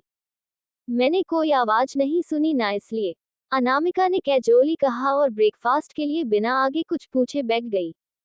देवेंद्र जी ने चिंता में पूछा, अनु क्या कल रात अंधेरे ने तुम्हें डरा दिया? मुझे कोई आइडिया नहीं था कि अचानक से उसे पावर सप्लाई की मशीन में मालफंक्शन कैसे हो गया। मैं गारंटी दे सकता हूँ कि अगली बार तुम अगर यहाँ आओगी तो ऐसा कुछ नहीं होगा। इट्स ओके, अनामिका ने जवाब दिया। उसने उनका प्लान शुरू में ही समझ लिया था मगर उन्हें एक्सपोज नहीं किया। देवेंद्र जी ने इस प्यारी सी लड़की को देखा और फिर देवांश को, जिससे वह थोड़ा चिढ़ गए। नाश्ते के बाद देवांश अनामिका को खुदा भी छोड़ने के लिए ले गया। कैलाश जी ने उन दोनों को जाते हुए देखा और वापस गया तो उसे अनामिका का बैकपैक मिला, जिसे देखकर बोला, सर यंग लेडी अपना बैकपैक भूल गई है। वह उन्हें याद दिला सकते थे मगर उन्होंने चुप रहने के फैसला किया क्योंकि इस बैकपैक के जरिए ही देवांश के पास एक और मौका होगा अनामिका से मिलने का, इसलिए उन्होंने उनके जाने के बाद ही यह बात कही। एक्सीलेंट, देवेंद्र जी कैलाश जी की सोच से काफी खुश थे और बोले देवांश को देना ताकि वह उस तक पहुंचा देगा और उसे उससे मिलन का एक और चांस मिल जाए। कैलाश जी हंसते हुए कहा, सर आप सचमुच उनकी शादी के लिए बहुत कोशिश कर रहे हैं। तुम भी, देवेंद्र जिन्होंने जाते हुए देखा और कहा, कल रात के बाद मुझे नहीं पता कि अनु मुझसे मिलने यहाँ आएगी भी या नहीं। क्या तुम्हें लगता है कि उसे कुछ अंदाजा हो गया है? कल रात सब कुछ एक इत्तेफाक की तरह ही हुआ था और वह बहुत मासूम है, उन्हें किसी चीज पर शक नहीं हुआ होगा। कैलाश बोले, मुझे भी यही उम्मीद है। देवेंद्र जी ने सोचा, अगर उनकी प्यारी अनामिका उनसे मिलने नहीं आई तो उन्हें फिर से बीमार होने का नाटक करना पड़ेगा। हे भगवान, पता नहीं उन्हें कितनी कोशिश करनी होगी अपने उस नालायक पोते का घर बसाने के लिए। गाड़ी में देवांश ने अपने बगल में बैठी हुई लड़की को दिखा और उसे वह सीन याद आने लगा कि कल रात वह ओवरसाइज शर्ट में कैसी दिख रही थी। Beautiful face, sexy collar bone और वह पतले खूबसूरत पैर। तुम कल रात शर्ट में काफी हॉट लग रही थी। देवांश बोला, क्या मैं हमेशा नहीं लगती? अनामिका ने एक आईब्रो उठाते हुए पूछा। तुम हमेशा लगती हो। देवांश उसके छोटे कानों के पास आया। उसकी आवाज चिढ़ाने और डिजायर से भरपूर थी, मगर कल रात तुम्हारे ऊपर से मेरी नजर ही नहीं हट रही थी। उसकी आवाज में अफेक्शन साफ नजर आ रहा था और उसके होंठ हल्के से मुड़े और वह बोला, तुम सचमुच कल रात बहुत अच्छी थी। वह कल रात सोते वक्त बिल्कुल प्योर और इनोसेंट दिख रही थी, जो किसी के भी दिल पर काबू पाने के लिए काफी था। अनामिका को कोई आइडिया नहीं था कि कल रात उसके सोने के बाद क्या हुआ। गाड़ी को कंपनी के फ्रंट डोर की तरफ जाता हुआ देखकर उसने याद दिलाया, ऋषि प्लीज गाड़ी यहीं रोक दीजिए, मुझे उतर जाने दीजिए। जरूर मिस अनामिका, ऋषि बोला। देवांश ने प्यार से उसका चेहरे को सहलाते हुए कहा, मैं दोपहर में तुम्हें पिक करूंगा। ओके, अनामिका बोली। जैसे ही वह गाड़ी से उतरकर कंपनी के अंदर आई उसे एक घटिया आवाज सुनाई दी, वेल आप मिस कपूर हैं ना? क्या आप ही अभी अभी ऑफिस के लिए उसे महंगी गाड़ी से आए? उसकी कीमत बहुत ज्यादा होगी। जो इंसान बोल रहा था वह किशोर था, जो अनामिका के आने से पहले इस कंपनी का बिग बॉस था। भले ही उसने गाड़ी का लाइसेंस प्लेट नहीं देखा था, लेकिन उसका लिमो मॉडल और रोल्स रॉयस लोगो काफी था उसकी कीमत का अंदाजा लगाने के लिए। तुम इतनी यंग हो मिस कपूर, फिर भी इतनी महंगी गाड़ी अफोर्ड कर सकती हो। आई एम इम्प्रेस्ड, किशोर बोला। अनामिका की होंठ हल्के से मुड़े और उसने डेविल स्माइल के साथ कहा, बहुत फ्री है लगता है आप। इस वक्त को शायद आपको अपनी डेस्क पर या फिर ऑफिस में जाकर काम करना चाहिए था, ना कि यहाँ आवारों की तरह घूमते चाहिए था। मैं तो बस क्लाइंट का इंतजार कर रहा था और मैंने मिस कपूर को देख लिया। किशोर ने खुश होकर पूछा, क्या वह तुम्हारी गाड़ी थी? या फिर बॉयफ्रेंड की? या फिर तुम्हारे सुगर डैडी की? इससे तुम्हारा क्या लेना देना है?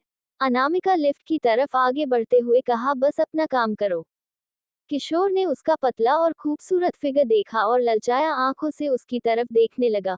वह हमेशा यही सोचा था कि उसे उसकी पोजीशन इसलिए मिली है क्योंकि वह यंग और ब्यूटीफुल है। अनामिका लिफ्ट से 20 फ्लोर पर पहुंची तो उसे दूर से ही ईश्वर और क्रिस्टल उसका इंतजार करते हुए दिखाई दिए। मैम, क्रिस्टल आपका इंतजार कर रही थी, ईश्वर बोला। क्या काम है? अनामिका ने ऑफिस का दरवाजा खोला और अपनी चेयर पर जाकर बैठने के बाद सामने खड़ी लड़की को देखा। यह मेरे नए डिजाइन है, क्या आप एक बार इन्हें देखकर बता देंगी इसमें क्या कमी है? क्रिस्टल ने तेजी से धड़कते हुए दिल के साथ अनामिका का वह डिजाइन्स दिए और उसके रिस्पांस का इंतजार करने लगी। अनामिका को कंफ्यूज देखकर क्रिस्टल ने जल्दी से एक्सप्लेन किया, जब आखिरी बार अपने कंपनी की मीटिंग बुलाई थी तो हमारे कंपनी के हेड ने आपको मेरे डिजाइन दिखाए थे और आपके इम्प्रूव करने के बाद वह और भी अच्छे लगने लगे थे। क्रिस्टल अनामिका का टैलेंट को काफी एडमिरे करती थी और लगभग उसे एक आइडियल की तरह मानती थी। तुम किस तरह के डिजाइन क्रिएट करना चाहती हो?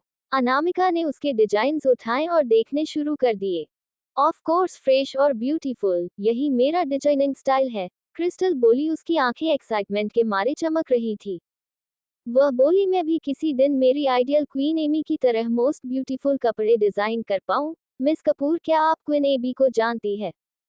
ये सवाल सुनकर अनामिका थोड़ा सा रुकी और हल्के से मुस्कुरा कर बोली, हाँ, मैं जानती हूँ। वह एक्सीलेंट टैलेंट डिजाइनर है, आप उनके हर एक डिजाइन और कम से उनके यूनिक टेस्ट का पता लगा सकती है। उनके हर एक डिजाइन किया हुआ कपड़ा बैग वह परफेक्ट होता है, क्रिस्टल बोली। शायद आपको लगे कि मैं उनकी ज्यादा तारीफ कर रही हूँ, लेकिन जब भी वह कुछ नया डिजाइन करती है तो आप उसे देखकर हैरान हो जाएंगी। उनकी क्रिएटिविटी की कोई अंत ही नहीं है और हर बार नई रिलीज पर उनका एक लेवल अप हो जाता है। वह सचमुच कमाल की है, क्रिस्टल बोली। अनामिका ने हल्की सी मुस्कुराहट के साथ अपने सामने खड़ी लड़की को देखा, जो लगातार उसके ही सामने उसकी ही तारीफ किए जा रही थी, और बोली, क्या वह सच में इतनी अच्छी है? अब्सोल्युटली, क्रिस्टल की आवाज में एडमिरेशन साफ दिखाई दे रहा था। वह जो भी डिजाइन करती है, जैसे ही वह मार्केट में आता है तो कोई बड़े बड़े डिजाइनर उसे कॉपी करने के लिए मजबूर हो जाते हैं। यहाँ तक कि टॉप ब्रांड के डिजाइनर भी उनकी काम से ही इंप्रेशन लेकर बनाते हैं। उनका काम ही मुझे हमेशा इंस्पिरेशन देते रहता है। उन्होंने मुझे सिखाया है कि सिर्फ ब्लाइंडली ट्रेंड को फॉलो नहीं करना चाहिए, मगर अपने खुद की स्टाइल को डिजाइन बनाना चाहिए। अगर तुम अच्छे हो तो तुम डिजाइन वर्ल्ड में अपनी जगह बना सकते हो। क्रिस्टल की फ्यूचर के लिए इतनी उम्मीदें और सपना देखकर अनामिका ने अपना पेन उठाया और शांति से उसे गाइड करने लगी। तुम इस ड्रेस की इस हिस्से को इस तरह से बना सकती हो। सिर्फ कुछ ही देर में अनामिका ने तकरीबन 10 से 12 डिजाइन्स को इम्प्रूव कर दिया, जो और भी ब्रिलियंट हो गए थे। क्रिस्टल हैरान हो गई, वह कितनी इम्प्रेसिव है, इतनी कम टाइम में ही है। अनामिका ने उसकी डिजाइन की वीकनेस को पकड़ लिया और उन्हें मॉडिफाई भी कर दिया। उसकी सिंपल सी डिजाइन्स एक लग्जरी आइटम बन गई थी, सिर्फ अनामिका के टच की वजह से। तभी दरवाजे के बाहर से ईश्वर की आवाज आई, देखिए किशोर सर, आप अंदर नहीं जा सकते। तुम्हारी हिम्मत कैसी हुई मुझे रोकने की? किशोर ने ईश्वर की तरफ देखा और दरवाजे के बाहर से चिल्लाने लगा, तुम्हें लगता है क्या है तुमको हो कौन? ठीक उसी वक्त दरवाजा पूरी तरह से खुल गया और ईश्वर ने माफी मांगते हुए कहा, मैम आई एम सॉरी, मैं नहीं रोक पा रहा हूँ। Shut up! किशोर गुस्से में चिल्लाते हुए अंदर आया। उसने किसी पर कोई ध्यान नहीं दिया और डायरेक्ट अनामिका के पास जाकर बोला, मेरे पास एक अर्जेंट मैटर है, डील करने के लिए वह बहुत जरूरी है। मिस कपूर, मुझे उम्मीद है आप समझेंगी। अनामिका ने अपने सामने खड़े झूठ और मकर आदमी को देखा और कोल्डली हंसने के बाद उसे रोकते हुए बोली, तुम बिन नॉक किए अंदर कैसे आ गए? यह अर्जेंट है, ये कंपनी की फ्यूचर का सवाल है, किशोर बोला। अनामिका के पास इतना पेशेंस नहीं था कि वह उसकी बात को आगे सुने। उसने कोल्डली ऑर्डर दिया, प्लीज लीव। मिस कपूर, मैंने कहा ना सिर्फ ये कंपनी के फ्यूचर की बात है, बल्कि किशोर अपनी बात खत्म कर पाता उससे पहले ही अनामिका ने उसकी बात को बीच में रोकते हुए कहा, मैं अपनी बात रिपीट नहीं करती। उसे उसके टॉपिक में बिल्कुल इंटरेस्ट नहीं था। आई एम श्योर आपको अच्छा तो नहीं लगेगा कि सिक्योरिटी आपको घसीटते हुए इस ऑफिस से बाहर लेकर जाए। इससे अच्छा होगा कि आप खुद निकल जाए। क्रिस्टल सामने का सीन देखकर हैरान हो गई। हो क्या रहा है ये? उनके पुराने बॉस कितने इंटरफेयरिंग है, लेकिन उसकी नई बॉस उनसे बिल्कुल नहीं डर रही है। कितनी कुल बात है। किशोर सर, प्लीज चलिए। ईश्वर ने दरवाजे की तरफ इशारा किया। किशोर ने उसे देखा और अपने गुस्से को कंट्रोल करते हुए दरवाजा बंद किया और इम्पेशेंट होकर बाहर से नॉक करने लगा, लेकिन ऑफिस के अंदर से कोई जवाब नहीं आया। थोड़ी देर तक न करने के बाद से वह फिर से गुस्सा हो गया और चिल्लाया, क्या तुम गूंगे हो? अगर तुम्हारी बॉस लोगों से नहीं मिलना चाहती है तो कम से कम तुम्हें मुझे बता दो जरा, चाहिए क्या कंपनी तेरे पैसे खड़े रहने के लिए देती है? आखिर में ईश्वर ने धीरे से कहा, मैम किशोर सर आपसे मिलना चाहते हैं। नहीं। ऑफिस के अंदर से बहुत ही सख्त और क्लियर आवाज आई। अब किशोर का गुस्सा उसके कंट्रोल से बाहर आ गया और उसने डायरेक्टली दरवाजा खोलते हुए कहा, अगर तुम्हें मुझसे मिलना ही नहीं था तो तुमने मुझे नॉक करने के लिए क्यों कहा? क्या मैंने तुमसे कहा था कि तुम दरवाजा नॉक करो तो मैं तुम्हें अंदर आने दूंगी? अनामिका बोली। तुम्हारा मतलब क्या है? किशोर ने इरिटेशन में पूछा। सीरियसली, तुम यहाँ के वाइस प्रेसिडेंट हो मगर तुम्हें बेसिक मैनर्स भी नहीं पता? क्या है तुम यहाँ किसी सीरियल में काम करने के लिए आए हो? अगर तुम इतने ही अच्छे हो तो तुम हेड ऑफिस में मेरी पोजीशन क्यों नहीं मांग लेते? अगर तुम मेरी पोजीशन संभालने के लायक नहीं है तो शांत रहो और अपना काम करो। क्या इस तरह यहाँ आकर प्रॉब्लम खड़ी करना हेल्पफुल रहेगा जब तुम अपनी खुद की प्रॉब्लम सॉल्व नहीं कर सकते? अनामिका बोली। किशोर स्पीचलेस हो गया और बहुत गुस्से में भी था। उसने उम्मीद नहीं की थी कि इतनी सी छोटी लड़की इतना कुछ बोलेगी। जब तुम सीख लो कि बेसिक मैनर्स और रिस्पेक्ट किसे कहते हैं, तो तुम्हारे पास हक होगा और नॉक करके मेरे साथ मीटिंग करने का। अभी जाओ यहाँ से, अनामिका बोली। किशोर गुस्से में वहां से मुड़ा और चला गया। क्रिस्टल हैरान हो गई। उसने उस डायरेक्शन में देखा जहां से किशोर गया था और फिर अपने सामने बैठी लड़की को। वॉट ए बैडेस! लेकिन अनामिका की आंखें में अभी भी कोई एक्सप्रेशन नहीं थे। वह बिना किसी एक्सप्रेशन के बोली, हम इसमें डिस्कस कर रहे थे जो स्लिप तुमने डिजाइन किए हैं और यह जो हम लाइन है उसे चेंज कर दो। क्रिस्टल काफी डिस्ट्रैक्टेड थी जिसके कारण वह ध्यान नहीं दे पा रही थी। वह अनामिका का डोमिनेटिंग ऑरा महसूस कर सकती थी, यह उम्मीद करते हुए कि काश अनामिका की तरह वह भी कूल हो पाती। समझ गई, अनामिका ने उसकी तरफ देखते हुए कहा। क्रिस्टल अपने होश में वापस आते हुए बोली, मैं अभी जाकर चेंज कर देती हूँ। क्रिस्टल अपनी ड्राइंग के साथ वहां से चली गई तो ईश्वर अनामिका के पास आया और थम्स अप का इशारा करते हुए कहा, मैम आप सचमुच ब्रिलियंट है। मैं यहाँ 1 साल से कम कर रहा हूँ और मैं कभी किशोर सर को पसंद नहीं करता था। ईश्वर बहुत खुश था, फाइनली किशोर के मैच का उसे कोई मिल गया है। मैं उसकी मैच की हूँ? अनामिका ने पूछा। नहीं, ईश्वर ने जल्दी से अपनी बात को करेक्ट करते हुए कहा, मगर किशोर सर इतनी आसानी से इस बात को भूलेंगे नहीं। पक्का वह कुछ ना कुछ आपको परेशान करने के लिए करेंगे, आपको केयरफुल रहना होगा। तो क्या मैं उसे इसी तरह अपने आप को परेशान करने दूंगी? क्या तुम्हें मैं इतनी कमजोर दिखाई देता हूँ? अनामिका बोली। उसकी यह बात सुनकर ईश्वर मुंह खोले उसकी तरफ देखने लगा। इतनी यंग लड़की इतनी कूल कैसे हो सकती है? अभी से उसे अंदर मत आने देना, मेरा मूड खराब कर देता है, अनामिका बोली। जरूर मैम, ईश्वर तुरंत बोल और चला गया। उसके जाने के बाद अनामिका ने अपनी चेयर पर पीछे झुकते हुए कंपनी के पुराने रिपोर्ट्स देखना शुरू किया। तभी उसका फोन कुछ बाहर वाइब्रेट हुआ। ये मैसेज देवांश की तरफ से और उसके पेरेंट्स की तरफ से थे। वह कोई जवाब देती उससे पहले ही दरवाजे पर किसी ने नॉक किया। मैम, डायरेक्टर लीला एचआर डिपार्टमेंट से आपसे मिलना चाहती है। ईश्वर की आवाज बाहर से आई जिसमें थोड़ी चिंता थी। उसे अंदर आने दो, अनामिका बोली।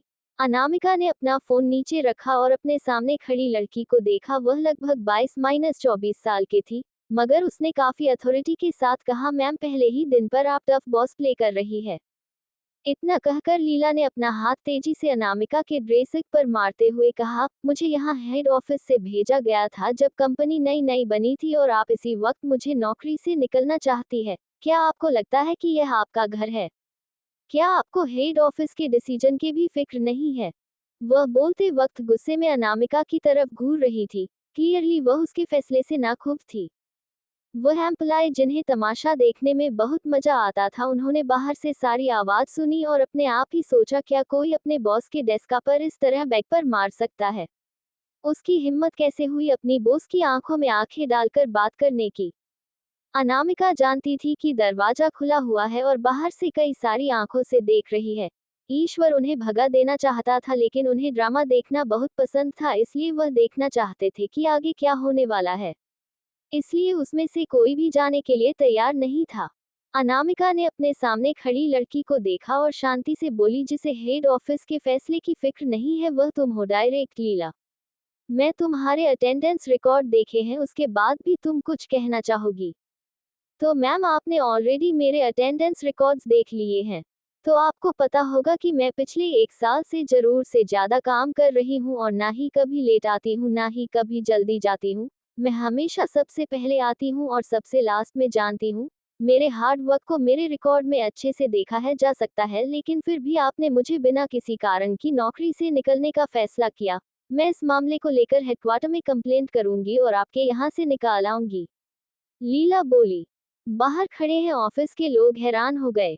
डायरेक्टर लीला का मुंह बहुत बड़ा है जो उनकी नई बॉस से इस तरह बात कर सकती है। क्या वह उनकी नई बॉस को इसलिए परेशान कर रही है क्योंकि उनकी बस की उम्र कम है? वह ये भी सोच रहे थे कि क्या उनकी नई बॉस डरने वाली है। अनामिका ने कैजुअली उसे देखा और धीरे से बोली, क्या तुम्हें अपनी ही कही हुई बात पर भरोसा है? तुम लीला और गुस्सा हो गई, तुम्हारा मतलब क्या है? तुम अपने साथ काम करने वाले लोगों से क्यों नहीं पूछ लेती कि तुम एक्चुअल में पिछले 1 साल में कितने दिन ऑफिस आए हो? अनामिका बोली। वॉट? मैं क्या आप ऑफिस के लोगों के साथ गैंग बनाकर मुझे बाहर निकलना चाहती है? लीला ने मजाक उड़ाते हुए कहा, मैम आज जो कुछ भी हुआ उसकी रिपोर्ट हेड ऑफिस कर दूंगी, तब आपको पता चलेगा कि लोगों को बिना मतलब का इसी तरह निकालने का अंजाम क्या होता है। आप मुझे बाहर निकलना चाहती है ना? अब तो आपको ये सोचना पड़ेगा कि आपको अपनी नौकरी कैसे बचानी है। इतना कहकर लीला जाने ही वाली थी, तभी अनामिका पीछे बोली, रुक जाओ। अनामिका ने उसकी तरफ देखा जो किसी रानी की तरह बिहेव कर रही थी और बोली, इस मैटर को सचमुच हेडक्वार्टर में रिपोर्ट करने की जरूरत है। उन्होंने कभी पता ही नहीं चलेगा कि तुमने पिछले साल में कंपनी के कितने सारे रिसोर्सेज को बर्बाद किया है। तुम्हारा मतलब क्या है? लीला ने पीछे मुड़कर उसकी तरफ गुस्से में घूरते हुए कहा, फालतू बकवास मत करो। मैंने अटेंडेंस सिस्टम देखा है और मैंने देखा कि रिकॉर्ड्स को हैक करके बदल गया है। अनामिका ने कहा और अपना लैपटॉप को स्क्रीन उसकी तरफ दिखाते हुए बोली, तुम एचआर डिपार्टमेंट की हेड हो इसलिए तुम्हें अटेंडेंस सिस्टम में दूसरे तरीके भी पता है लॉगिन करने के। भले ही तुमने अपने लेट आने वाले रिकॉर्ड्स को मिटाने की कोशिश की, लेकिन फिर भी वह कुछ स्पेशल फॉर्मूला और रिकॉर्ड्स के जरिए वापस ले जा सकते हैं। अनामिका बोली और उसने सारे साल के अटेंडेंट रिकॉर्ड्स उसे दिखाकर मुस्कुरा कर कहा, ये रहे तुम्हारा रियल अटेंडेंस। तुम 365 दिन में छुट्टियां को छोड़ दिया जाए तो 220 दिन और उनमें से सिर्फ तुम 50 दिन ऑफिस आए हो। बाहर से जो लोग ये सुन रहे थे वह लोग शॉक हो गए। भले ही उन्होंने नोटिस किया था कि लीला कई बार ऑफिस नहीं आती है, मगर उन्होंने उम्मीद नहीं की थी कि उसकी अटेंडेंस इतनी कम होगी। पूरे साल काम करने की सैलरी ली है और उसके अलावा परफेक्ट अटेंडेंस का रिवॉर्ड भी, प्लस पूरे साल अच्छे से काम करने का बोनस भी, जो सब मिलाकर लगभग 10 लाख रुपया होता है। ये तो क्रिमिनल ऑफेंस है। अनामिका बोली। आप मुझ पर गलत इल्जाम लग रही है। लीला का चेहरा पीला पड़ गया, उसे भरोसा नहीं हो रहा था कि यह छोटी सी लड़की एक्चुअल अटेंडेंस को वापस ला सकती है। लेकिन उसके अलावा ये सब तो बीत चुका है, लेकिन अगर वह सख्ती से इस बात को ना करती रही तो कंपनी कुछ नहीं कर पाएगी। इस लड़की ने अटेंडेंस रिकॉर्ड वापस ला लिया है तो वह भी कुछ प्रूफ नहीं कर पाएगी। वह कोडिंग में अच्छी है इसलिए शायद उसने अटेंडेंस रिकॉर्ड को खुद मैनिपुलेट कर दिया है। ये बोलकर वह अपनी पुरानी पहचान का फायदा उठा सकती है।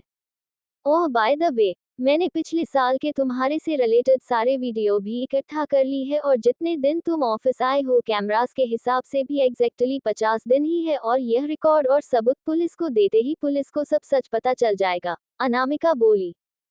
तुम क्या करने की कोशिश कर रही हो? ऑफ कोर्स ये सबूत पुलिस को देने की कोशिश कर रही हूँ।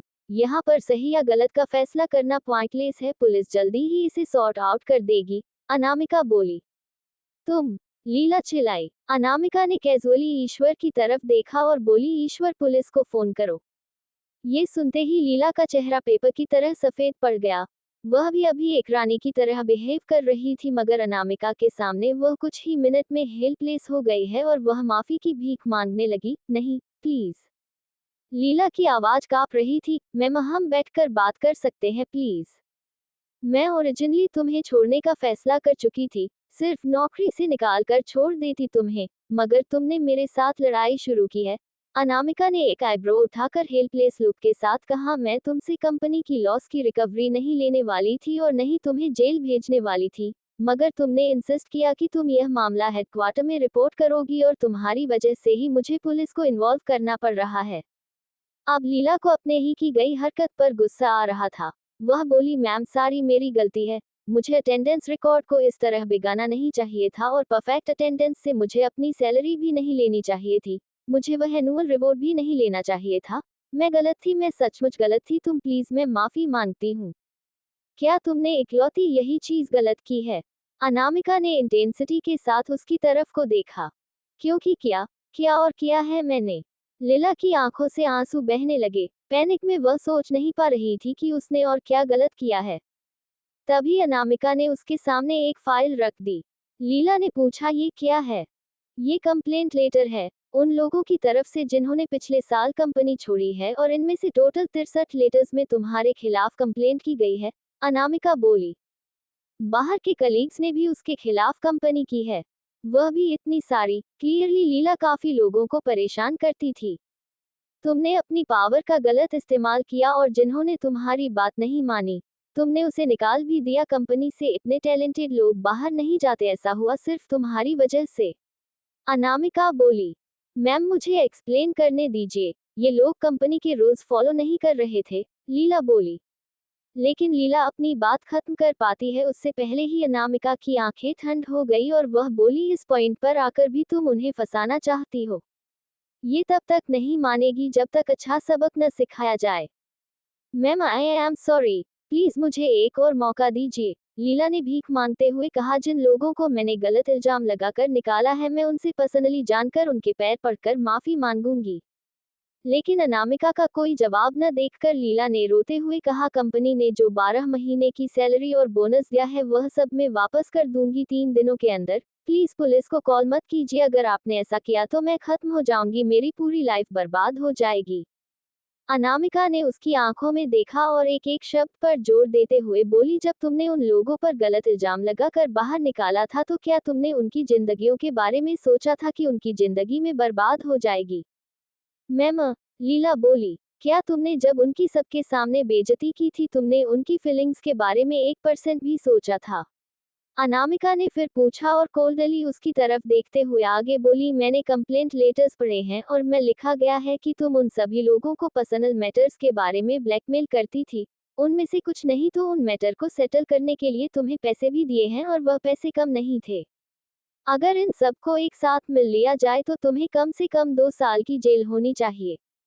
मैं लीला डर गई और उसकी आंखों से आंसू बहने लगे। मुझसे गलती हो गई, आई एम सॉरी। रिग्रेट करने के लिए बहुत देर हो चुकी है, अनामिका बोली। ईश्वर ने ऑलरेडी पुलिस को फोन कर दिया था और जल्दी ही 2 इंस्पेक्टर और लेडी कांस्टेबल वहां पहुंच गए। उन्होंने सिचुएशन के बारे में पूछा और सारे सबूत के साथ लीला को ले जाने के लिए तैयार हो गए। मैम प्लीज मुझ पर दया कीजिए, कुछ बोलिए। लीला अरेस्ट नहीं होना चाहती थी, उसकी सारी उम्मीद अनामिका पर थी और वह रोते हुए चिल्लाने लगी, प्लीज मुझे दूसरा मौका दे दीजिए, मैं प्रॉमिस करती हूँ कि मैं सुधर जाऊंगी, सब कुछ शुरू से शुरू करूंगी। मैंने ऑलरेडी तुम्हें चांद दे दिया था, तुम्हें सिर्फ नौकरी से निकाल कर, मगर तुम्हें उसकी कदर नहीं थी, अनामिका बोली। मैम, लीला चिल्लाए, लेकिन पुलिस वाले उसे खींचते हुए लेकर गए। बाहर के लोग इन सब के बारे में बात करने लगे। मुझे भरोसा ही नहीं हो रहा है कि डायरेक्टर लीला इस तरह की औरत थी। वह अपनी पोजीशन का फायदा उठाकर रिश्वत भी लेती थी। लोगों को जज करना काफी मुश्किल है। देखकर मजा हो गया। अचानक से सभी की चुप्पी तोड़ते हुए अनामिका की आवाज खुजी, जिसे सुनकर सब डर गए और उन लोगों में अभी यहाँ खड़े रहने की हिम्मत नहीं थी। क्लियरली उनकी नई सीईओ पंगा लेने के लायक नहीं है। उस भीड़ को इस तरह भागता हुआ देखकर ईश्वर ने एक कॉफी कप के साथ अनामिका के पास आते हुए पूछा, मैम, अगर लीला यह आपके ऑफिस में आकर तमाशा नहीं करती तो क्या आप उसे सिर्फ नौकरी से निकाल कर छोड़ देती? अनामिका ने एक कॉफी का सिप लिया तो ईश्वर अपने आप से ही बोला, उसने सचमुच कितना घटिया काम किया है। अगर आप उसे इसी तरह छोड़ देती तो उन लोगों के साथ बुरा होता है जिनके साथ वह बुरा कर दी गई थी। ऑफ कोर्स नहीं छोड़ती मैं उसे, अनामिका ने कॉन्फिडेंस से चमकती आंखों के साथ कहा, वह पक्का मेरे पास आती, इस बात का मुझे भरोसा था। आपको कैसे पता? ईश्वर ने पूछा। मैंने पुरानी कंप्लेंट लेटर्स देखे हैं जिसमें लिखा हुआ था कि वह छोटे छोटे मामलों में भी मिस्टर किशोर से जाकर लड़ती थी। इसका मतलब साफ था कि वह उसे गुस्सा में बहुत जल्दी आता है और अगर उसकी मन की ना हो तो उसे बर्दाश्त नहीं होता। मैंने उसे नौकरी से निकाल दिया जिससे उसे काफी बेइज्जती महसूस हुई होगी और वह पक्का मेरे पास तमाशा खड़ा करने आएगी। ये बात मैं जानती थी, अनामिका बोली। तो आपने ये सब जानबूझकर किया? आपने एक जाल बिछाया और वह खुद चलकर आपके जाल में फंस गई, किसी भी तरीके से आप पुलिस को फोन करने ही वाली थी? ईश्वर ने हैरानी से पूछा। ऑफ कोर्स, अनामिका उसे इतनी आसानी से कैसे छोड़ सकती थी? उसने अब पिछले 1 साल में उसे कंपनी को कितना नुकसान पहुंचा है। कॉफी के कुछ सिप लेने के बाद अनामिका कैजुअल बोली, कंपनी में है, ये कुछ लोग ऐसे होते ही हैं जिन्हें तमाशा देखने में बहुत मजा आता है, और अगर वह मेरे पास आकर तमाशा खड़ी करे तो वह लोग उस तमाशे को देखने जरूर आएंगे। यह बात भी मैं जानती थी। ये सुनकर ईश्वर और हैरान हो गया और उसने अनामिका की तरफ ऐसे देखा जैसे उसने भगवान को देख लिया हो, और बोला, जो लोग अभी अभी दरवाजे से सब देख रहे थे वह भी आप ही कैलकुलेशन में थे। वह बस मन ही मन प्रार्थना कर रहा था और उन लोगों को जल्दी से जल्दी भागने की कोशिश कर रहा था, लेकिन अब उसे समझ में आया कि यह सब उसकी बॉस का ही प्लान था। उसने सबको ये देखने दिया क्योंकि वह सबके लिए एक एग्जाम्पल सेट करना चाहती थी। पिछले 1 साल में कंपनी ने बहुत नुकसान झेला है और उसके हालात काफी खराब रही है। कई लोगों को और कोई चीजों को फिर से उनकी जगह पर लेकर आना है। अनाहिता ने शांति से जवाब दिया, तुम जा सकते हो। Yes ma'am. ईश्वर अभी भी हैरान था, लेकिन वह चला गया। उसकी बॉस सचमुच एक मास्टरमाइंड है, सब कुछ उनके कंट्रोल में है।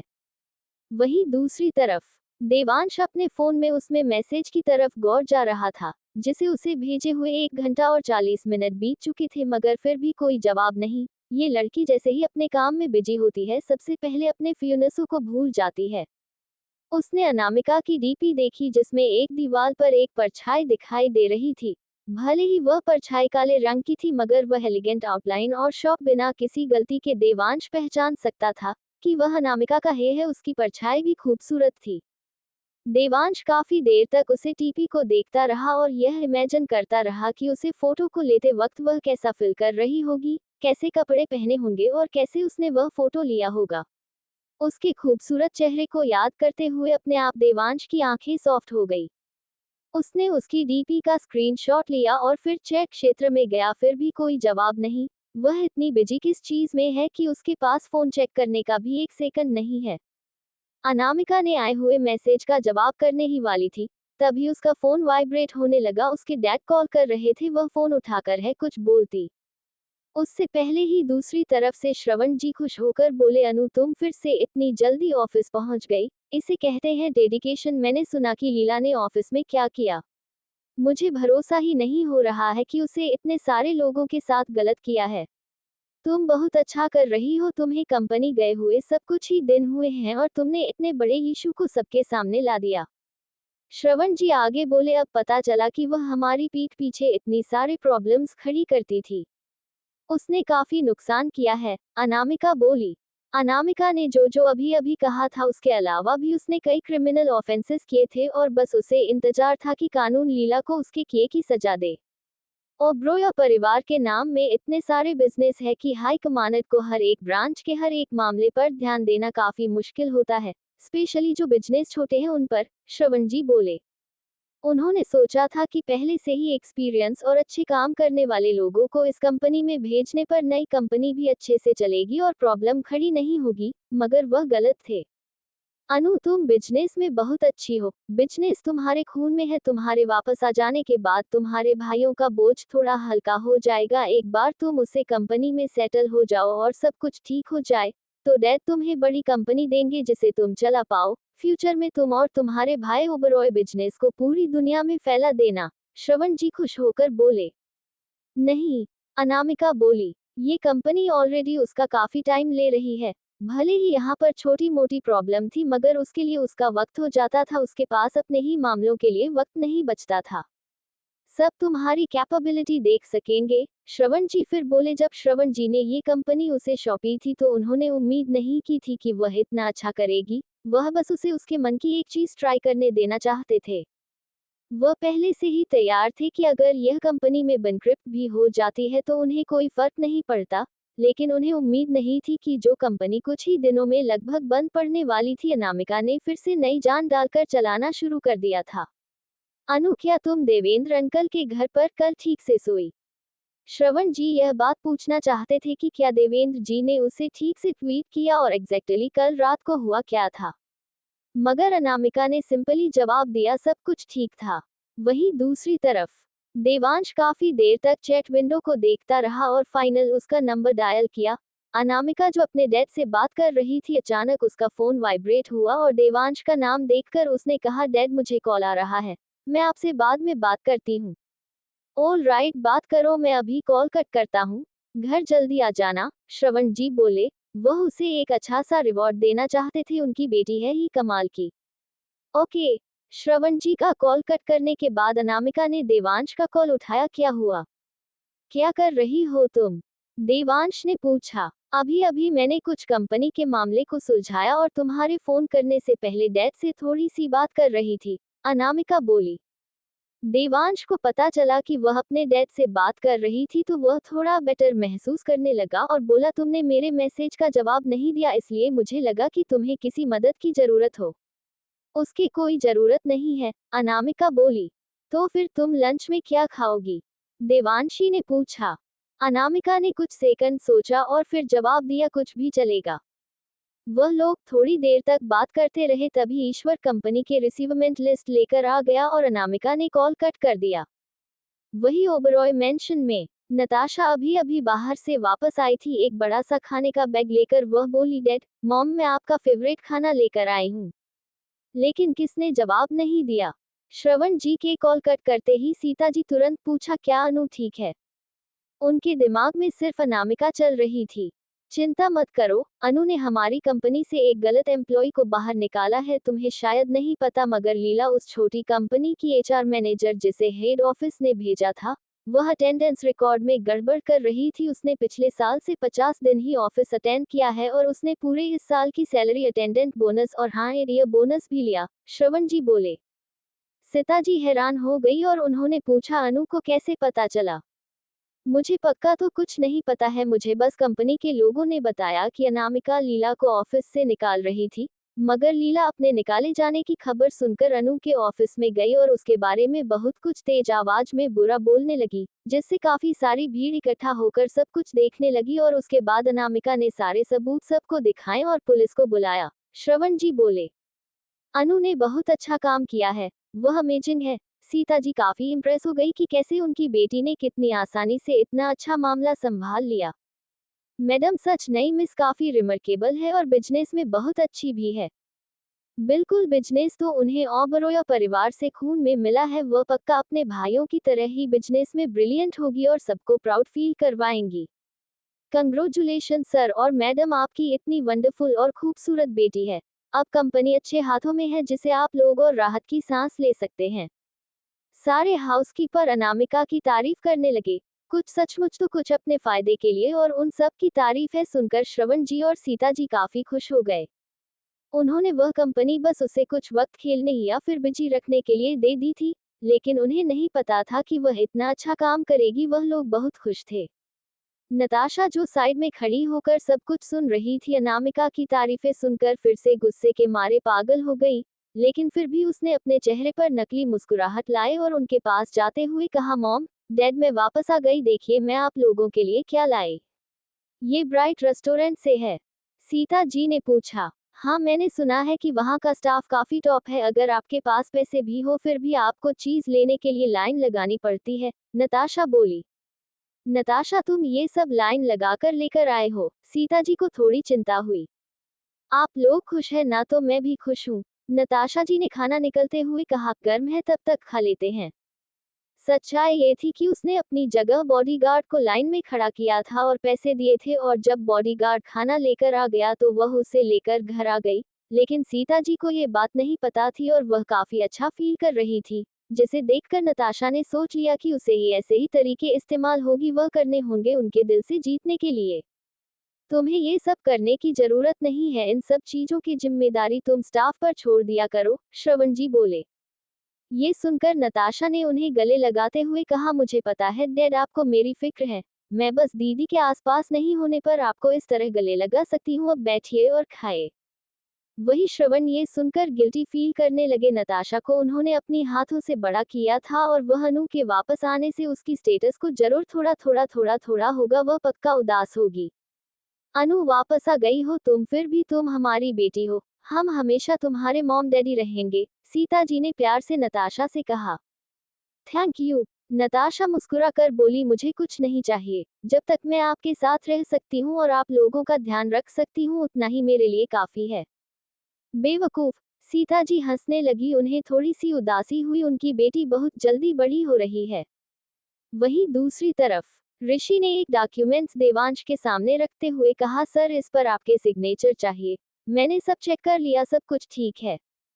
इस तरह के छोटे मोटे कॉन्ट्रैक्ट ऋषि ही चेक कर लेता था और देवांश उन पर साइन कर देता था, क्योंकि देवांश हमेशा ही बिजी रहता था और उसके पास इन छोटे मोटे कॉन्ट्रैक्ट को देखने के लिए वक्त नहीं था। देवांशु मुस्कुराया और उसने कॉन्ट्रैक्ट साइन कर दिया। क्या हुआ सर, आप आज बहुत अच्छे मूड में हैं? ऋषि ने पूछा। क्या उसके बॉस ने कोई $1 मिलियन डील साइन की है? या फिर उन्होंने किसी अपने राइवल को खत्म कर दिया है? या फिर उन्होंने एक साथ कई पावर हाउस कंपनियों को अपने कंट्रोल में ले लिया है? अगर ऐसा कुछ नहीं हुआ है तो ये बड़ी सी मुस्कुराहट उनके चेहरे से जा क्यों नहीं रही है? ऋषि ने सोचा। कोई पॉपुलर रेस्टोरेंट या फिर ऐसी जगह ढूंढूं जहां यंग लड़कियों को एंजॉय करना अच्छा लगता हो। देवांश की यह बात सुनकर ही समझ गया, तो क्या उसके बॉस के अच्छे मूड का मिस अनामिका से कोई लेना देना है? जब वह थोड़ी देर पहले ऑफिस में आया तो उसने देवांश को किसी से फोन पर बात करते हुए देखा। क्या वह अनामिका से बात कर रहे थे? सर आप मिस अनामिका में काफी इंटरेस्ट ले रहे हैं ना? पास्ट में कभी देवांश ने उसे कोई पॉपुलर रेस्टोरेंट या फिर अट्रैक्शन वाली जगह को ढूंढने के लिए नहीं कहा। एक सिंपल मिल काफी होता था और फिर वह काम पर लग जाता था।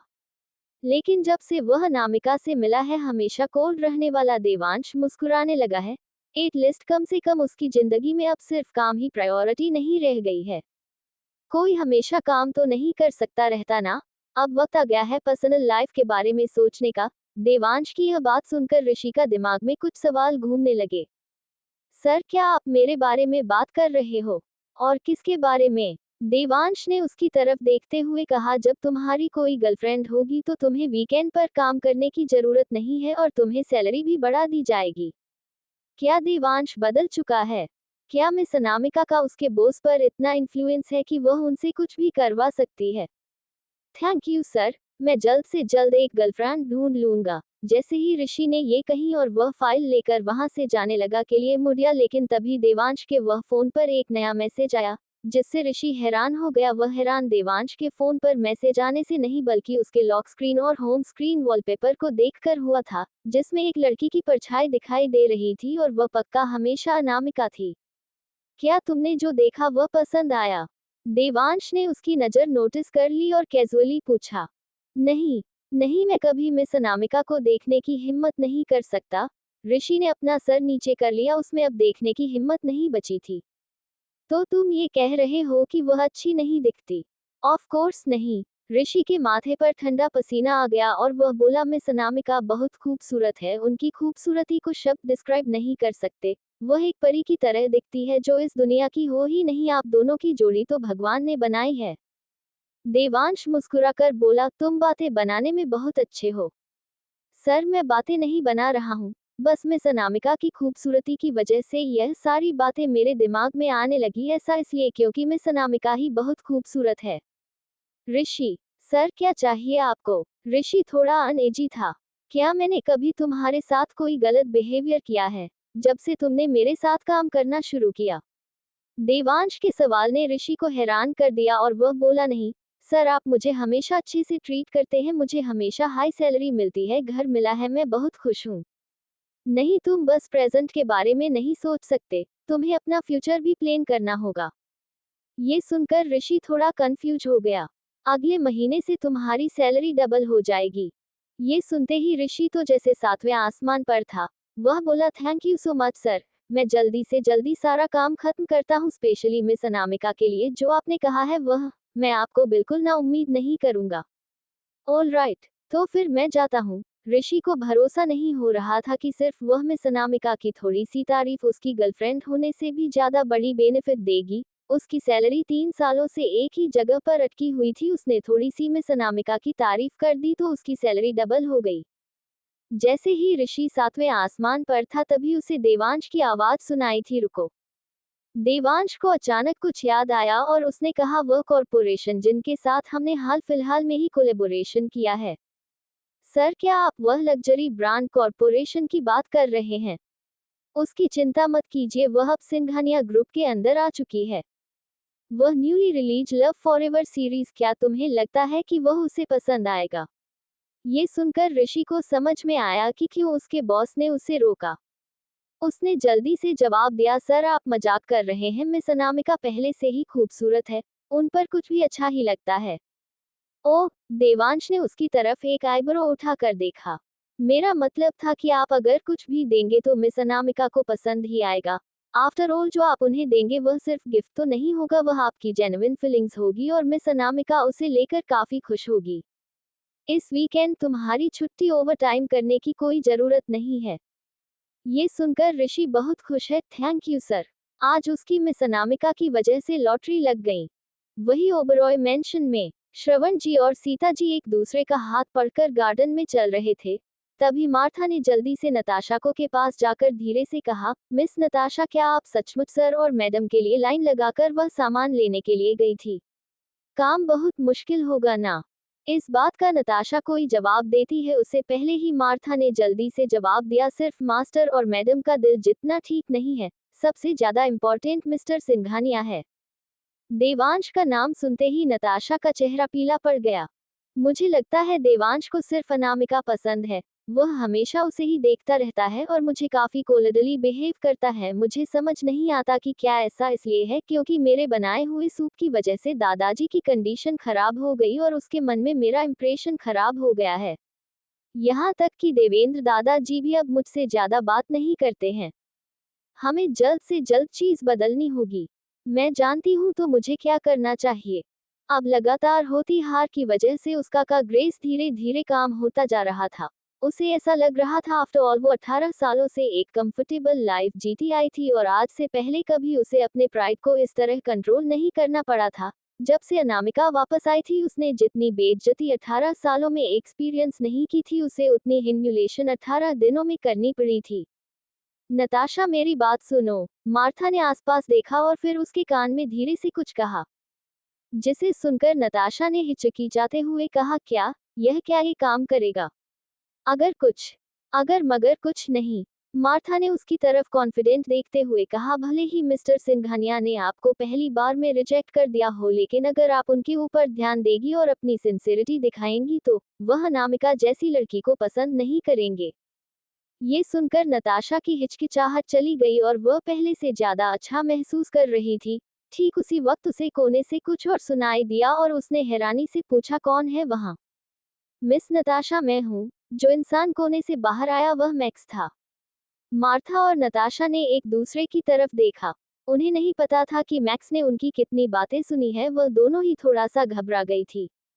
मिस नताशा, आपको चिंता करने की जरूरत नहीं है। मैं हमेशा आप ही को सपोर्ट करूंगा। मैक्स जो वहां का एक ड्राइवर था उसने पोलाइटली कहा, अगर मेरी वजह से आप अभी अभी डर गई थी तो आई एम सॉरी। मैक्स की यह बात सुनकर नताशा ने शक करते हुए कहा, अनामिका मेरे पेरेंट्स की बायोलॉजिकल बेटी है तो तुम उसे न सपोर्ट करके मुझे क्यों करना चाहते हो?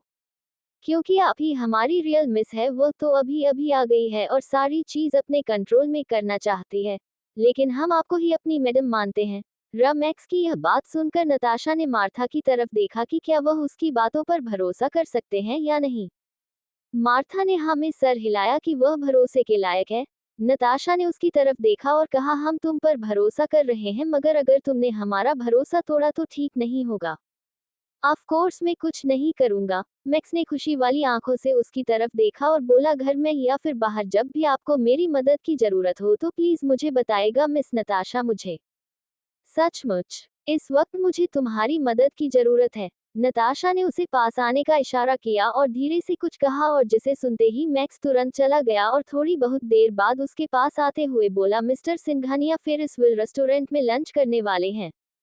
ये न्यूज़ सुनकर नताशा एक्साइटेड हो गई और उसने कहा, क्या ये न्यूज़ भरोसे के लायक है? अब्सोल्युटली। नताशा ने उम्मीद नहीं की थी कि जो पहले ही काम वह उसे देगी वह इतनी जल्दी और अच्छे से कंप्लीट करेगा। उसने एक बैंक कार्ड निकाल और उसे देते हुए कहा, इसमें कुछ 1000 रुपए है, अगर तुम्हारी परफॉर्मेंस फ्यूचर में अच्छी रही तो मैं इस कार्ड में और पैसे डलवा दूंगी। मुझे आपके पैसे की जरूरत नहीं है। मैक्स ने तुरंत लॉयल्टी दिखाते हुए कहा, मिस नताशा आपका काम करना मेरे लिए काफी ऑनर की बात होगी। ले लो। नताशा ने उसे रिवॉर्ड देते हुए कहा, एक बार मेरी शादी देवांश से हो जाए तो तुम और मार्था भी मेरे साथ चलना और उसके बाद हम एक अच्छी लाइफ जिएंगे। Thank you miss Natasha. Max ने वह बैंक कार्ड ले लिया और बहुत खुश हो गया और नताशा अपने कमरे में तैयार होने चली गई। जब श्रवण जी और सीता जी गार्डन में वॉक करके वापस लौटे तो उन्होंने नताशा को खूबसूरती से तैयार हुए देखा, जिसे देखकर वह खुद को रोक नहीं पाए और उन्होंने पूछा, नताशा कहाँ जा रही हो तुम जो तुमने इस तरह के कपड़े पहने हैं? मेरी एक अच्छी दोस्त की शादी होने वाली है, इसलिए मैं उसकी पार्टी में जा रही हूँ। नताशा ने इस वक्त बहुत ही गॉर्जियस गाउन पहना हुआ था और बालों का एक बन बनाया हुआ था और शरीर पर ज्वेलरी चमक रही थी। वह बचपन से ही लड़ दुलार से पड़ी थी, इसलिए एक अलग से एलेगेंस उसके अंदर पैसे और स्क्रीन केयर प्रोडक्ट्स की वजह से बिल्कुल था। नताशा का मेकअप देखकर सीता जी ने कहा, नताशा तुम बहुत खूबसूरत दिख रही हो। हमारी बच्ची बहुत प्यारी है ही, वह खूबसूरत कैसे नहीं दिखेगी? श्रवण जी ने कहा, महेश तुम्हें वहां ड्राइव करके ले जाएगा। उसकी कोई जरूरत नहीं है, मैक्स मुझे ले जा रहा है। नताशा मुस्कुराकर कहा, इस तरह से मेरी फ्रेंड भी ओनफिल करेगी। ओके, मैक्स नताशा को वहां लेकर जाओ जहां वह जाना चाहती है। वही फेरिस व्हील रेस्टोरेंट में नाम के हिसाब से ही एक गिलास केबिन में डाइनिंग होती थी। फेरिस व्हील में 28 केबिन थे जिनका हर एक का मेजरमेंट 25 स्क्वायर मीटर का था, और जो फेरिस व्हील सबसे हाई पॉइंट पर पहुंचता था तो वह जमीन से 128 मीटर की दूरी पर होता था, जिससे वह लोग आधा शहर और चमकता हुआ समुद्र देख सकते थे। जब से यह बना था तब से इन्फ्लुएंसर और लाइव स्ट्रीम्स के लिए काफी पॉपुलर प्लेस हो गया था। वहां की सीट लिमिटेड होती थी और रिजर्वेशन 6 महीने पहले से कराया जाता था। वह काफी पॉपुलर था। नताशा जल्दी ही फेरिस व्हील पहुंच गई और गाड़ी से उतरने से पहले ही उसने जॉइंट फेरिस व्हील को देखा और कंफ्यूज होकर पूछा, मैक्स वहां पर ऊपर खाली क्यों है? दोपहर के वक्त में इतना पॉपुलर रेस्टोरेंट खाली कैसे हो सकता है? देवांश कहाँ है? क्या वह अभी तक नहीं पहुंचा? स्ट्रेंज, ये फेरिस व्हील घूम क्यों नहीं रहा है? क्या ये टूट गया है?